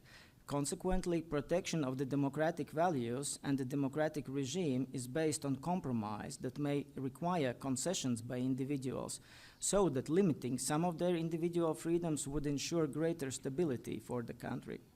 In particular, in the case of Refah Partisi and others versus Turkey, or Welfare Party versus Turkey, where the authorities had dissolved the political party since it advocated, among other things, introduction of Sharia and establishment of a theocratic regime, the court explained that the state may not be required to wait for it to happen, but it may preventively intervene to forestall execution of a policy incompatible with the convention that might prejudice peace and democratic regime. In the Turkish case, such a danger, a political party represented in the parliament aiming to implement its political program, was established by national courts after detailed scrutiny and accepted by the European Court after its own rigorous scrutiny. The concept of democracy capable of defending itself is a powerful tool, and it aims to avert dangers to the core of democracy. The court has warned that when a state intends to rely on this concept, it must carefully evaluate the scope and consequences of the restrictive measure, since defending of democratic society on the one hand and protecting individual rights on the other needs to strike a compromise balance. Ždanoka case dealt with elections from a perspective of safeguarding the democratic institutions and more profoundly democracy as a political model. On 22nd July this year, the court adopted judgment in the case of Bradshaw and others versus the United Kingdom, whose primary focus was the attempts to influence the results of elections by spreading disinformation. The case was brought by two former members of the parliament alleging that the United Kingdom had breached its obligation to investigate allegations of interference into the parliamentary elections carried out by Russia, specifically by Prime Minister's failure to initiate public inquiry. They also alleged that the legal framework did not protect the electorate from interference into the elections. The court acknowledged that there exists an obligation to adopt positive measures to protect the integrity of the electoral process if there was a real risk that the very essence of the right to vote would be impaired. The court also acknowledged that new technologies such as media platforms have made it possible for hostile actors to spread disinformation and manipulate information at a speed never seen before. There was sufficient evidence that Russia's campaigns of disinformation, cyber attacks, hack and leak operations interfered with the elections in the United Kingdom to the extent that the right to vote under Article 3 of Protocol number 1 of the Convention was applicable. At the same time, the court observed that there was no clear consensus among the member states as to what specific actions states would need to take to protect their democratic processes, apart from the conclusion that this was a complex global problem which could not be addressed without the cooperation of international partners and social media companies. The actions undertaken by the British authorities, including 2 investigations undertaken and criminalization of various actions facilitating foreign interference into elections, was accepted as falling within the broad margin of appreciation enjoyed by the government of the United Kingdom in this matter. Consequently, no violation of the exercise of its positive obligations under Article 3 of Protocol number 1 to the Convention was established in this case. This is the first time the court had to deal on the merits with the issue of foreign interference in democratic elections. On the one hand, the court acknowledged, based on reports of international organizations, including the Venice Commission, that dissemination of disinformation could pose a significant threat to democracy, and that states were not required to wait before intervening until this threat was sufficiently established and imminent. On the other hand, it applied the general principles developed long time ago and referred to the lack of consensus as to the actions required to protect the electoral processes. It must be noted that there is a request currently pending to refer the case to the Grand Chamber, which, if accepted, might provide a more nuanced guidance. Freedom of political debate, plurality of views, and equality of the information at the basis of public discussions are of utmost importance for the choice of the legislature by the voter. Therefore, free and politically active civil society, which includes diverse NGOs, media, individual journalists, and other opinion makers, are instrumental in having the plurality of views and ensuring the quality of political debates. Last year, the court delivered a judgment in the case of Kobalia and others versus Russia. The court had to assess compliance of the so-called foreign agents legislation, primarily with Articles 10 and 11 of the Convention protecting freedoms of expression and association. NGOs, media organizations, and individuals who had received any foreign funding were required to register with the authorities, to publish their activities online, to display a notice of a foreign agent organization whenever they appeared in public, to bear extensive accounting and reporting obligations, and were subject to heavy fines in the case of non-compliance. Moreover, such persons were prohibited from holding public office, participating in election commissions, receiving state grants, engaging in educational activities with minors, and their publications had to be sold with 18+ age restriction label. The court accepted that the alleged aim of the impugned legislation to enhance transparency in the funding of civil society organizations and opinion makers in principle aligned with the aim of preventing disorder in convention terms. At the same time, the legislation created a distorted perception of dependence and foreign interference where none had been shown and was not even required to be shown, thus undermining rather than enhancing transparency. The court concluded that the imposed self-stigmatization severely restricted the ability of media organizations and individuals to participate in public discourse. So the impugned legislation contributed to shrinking democratic space by creating an environment of suspicion and mistrust towards civil society actors and independent voices, thereby undermining the very foundations of a democracy. Moreover, it bore the hallmarks of a totalitarian regime. The Russian case is an extreme. However, it is not the only country in Europe which has adopted this type of laws. The Venice Commission has delivered opinions on legislation targeting non-governmental sector who has received funding from abroad in relation to Hungary, Republika Srpska, Georgia, Slovakia, and it is this or last year. With varying degrees of rigidity, the laws aim to subject to control NGO sector and individual civic actors, hindering their activities and having overall chilling effect on civil society and public debate. So what summary conclusions we can make from all of this? The threats to democracy in Europe are manifold, from the very existence of a democratic state to misinformed and controlled society. After 75 years of existence of the European Convention on Human Rights, we have to go back to the object and purpose why the Convention was drafted. That is to realize the ideals of member states by promoting peace based on justice and international cooperation. The Convention was not intended to deal with human rights violations stemming from military conflicts. Neither the member states of the Council of Europe were supposed to carry out acts of aggression towards other member states. Following the full-scale invasion in Ukraine in 2022, the Russian Federation was expelled from the Council of Europe. The court has to deal with the consequences of the invasion. Besides, there are still some 8,000 applications pending before the court against Russia relating to the time when it was bound by the convention.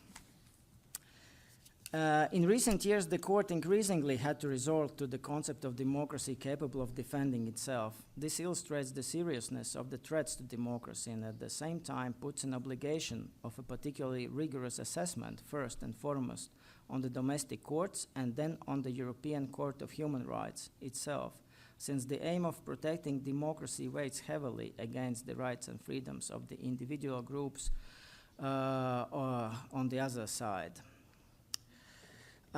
It is also worth of mentioning before concluding that the human rights argument is misused and turned against human rights. The foreign agents laws were set to enhance the transparency of the civic actors, but in fact they created the distorted perception of dependence and foreign interference, thus creating an alternative reality.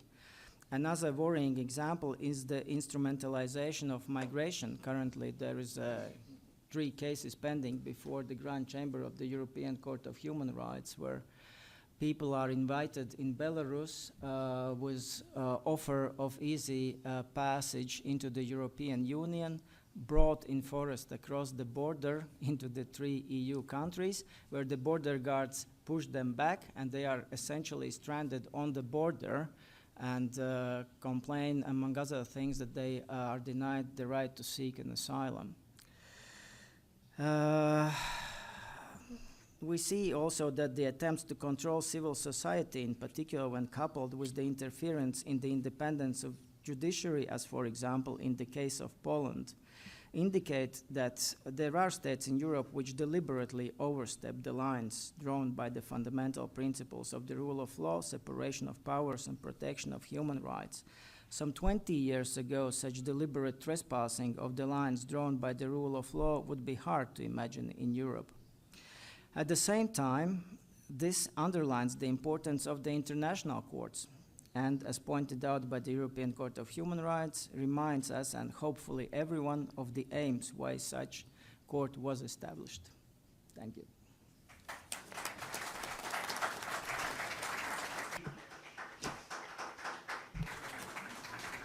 Muchas gracias. Thank you, Dr. Mitz, and thank you, everyone, for joining us today. Tomorrow we have 2 very interesting panels as well on topics that are concerning for us all. We will meet tomorrow at 9 a.m. with the first panel, Democracy and Independent Judges, and the second is Democracy and New Technologies.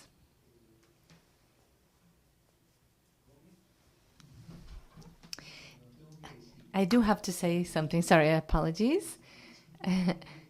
We had some time for debate and the possibility of questions. However, unfortunately, time has evaporated, and we, unless there is a very pressing question that you have to have answered right now, that cannot hold back. We will have time for one question. And after that, we conclude. Gracias. Bueno, nuevamente muchas gracias por... Once again, thank you very much for your presentations, all brilliant. I have a question to Judge Carmen Lucia, and hopefully having an answer as enriching as your presentation, I will ask in Portuguese. I'd like to ask Your Honor that in your lecture you referred to a process that is being held in Brazil against the coup members, so the ones who tried to have the coup in 2023, and that led to international media to realize and say that Brazil is one of the latest solid democracies in the world, having survived that. So to what extent has the case law of the Inter-American Court of Human Rights influenced that consolidation of the democratic rule of law in Brazil? Thank you very much for your question. I think that all the decisions, all the case law of all the international courts of the world regarding human rights, and especially for cases when you are judging or prosecuting anyone who attempts to attack democracy, are the foundation that is considered in these cases. And it's part of what we learn and enforce during our judgments. But what truly happens is that is the history of Brazil and the history of dictatorships and the history of coups d'etats against democracy and attacks on democracy cannot be maintained without an answer from the law. Because if not, we would not have a democratic rule of law if the law is not capable and is not legally, socially, and politically effective to ensure that those who attack it are responsible for it, that respond and are even taken to court. Anyone attempting against constitutional rights and the fundamental rights of every person to accept the results of democratic elections and to maintain the democratic structure of a constitutional state. If the law is unable to do that, if judges cannot prosecute, we don't have a rule of law. It would just be a name and a concept. But we need more, for me as a judge, we need more in society to ensure that law is provided with the legal and social efficacy it needs so that people can actually trust in the law. Trust is essential, and that is what we are doing. In the case of Brazil and the history of Brazil, those who wanted to have a coup d'etat hundreds of years ago and for many years were never brought to justice. And some of the ones that participated in these recent attacks either participated in the previous coups in the 60s, which was a dictatorship in Brazil and several countries in Latin America at that time. And in Brazil, people that were responsible today were young in the 60s and never were brought to justice, and they're coming back to these attacks. In the 50s, there was an attempt against the elected president, Juscelino Kubitschek, who built Brasilia. And that it really meant that these people, 10 years afterwards, after they did the coup in 64, and they excluded Juscelino Kubitschek, who was a senator at that point, and who had pardoned them.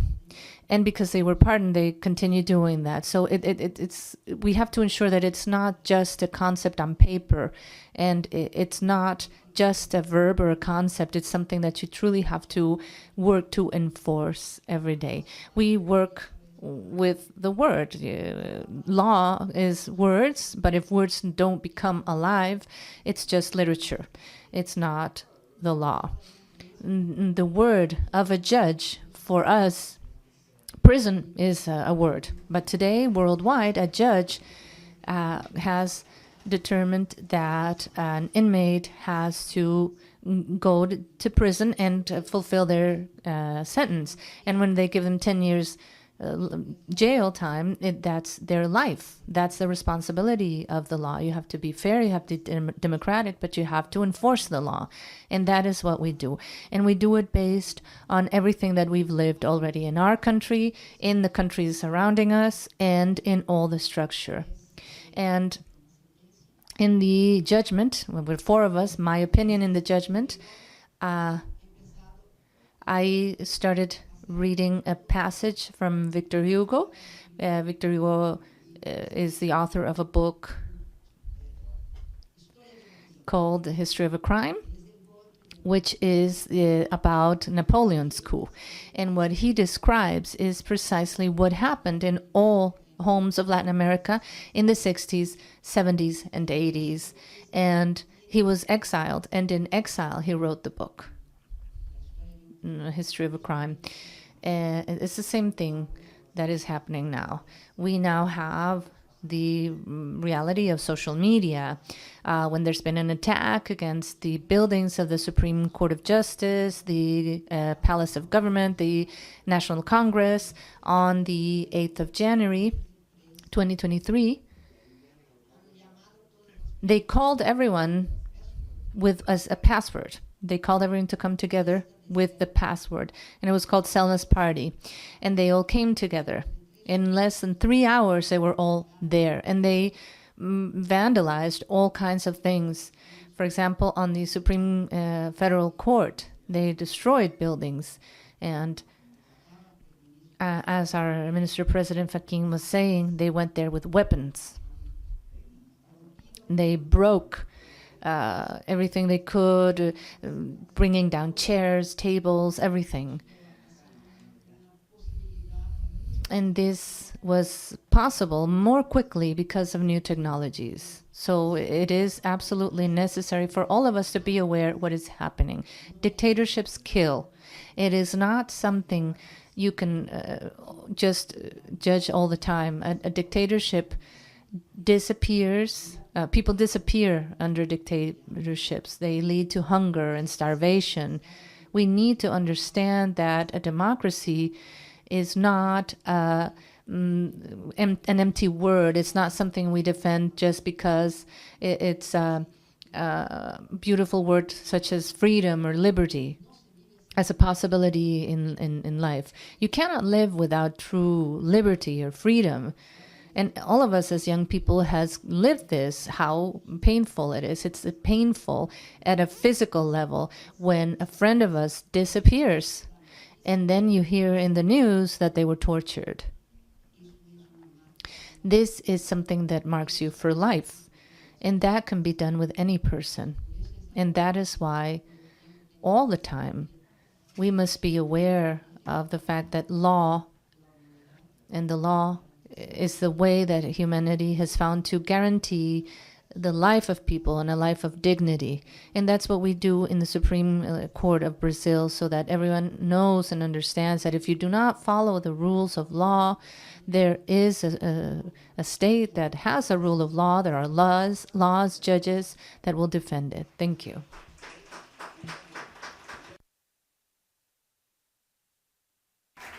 Muchas gracias, doctora Carmen. Thank you, Dr. Carmen. Professor, no, okay, no more. Thank you so much then. Thank you to all our speakers. It was truly interesting and very plural approaches. Thank you all for following us attentively. And tomorrow, 9 a.m., 9 o'clock sharp, tomorrow here to continue. Thank you. Good night.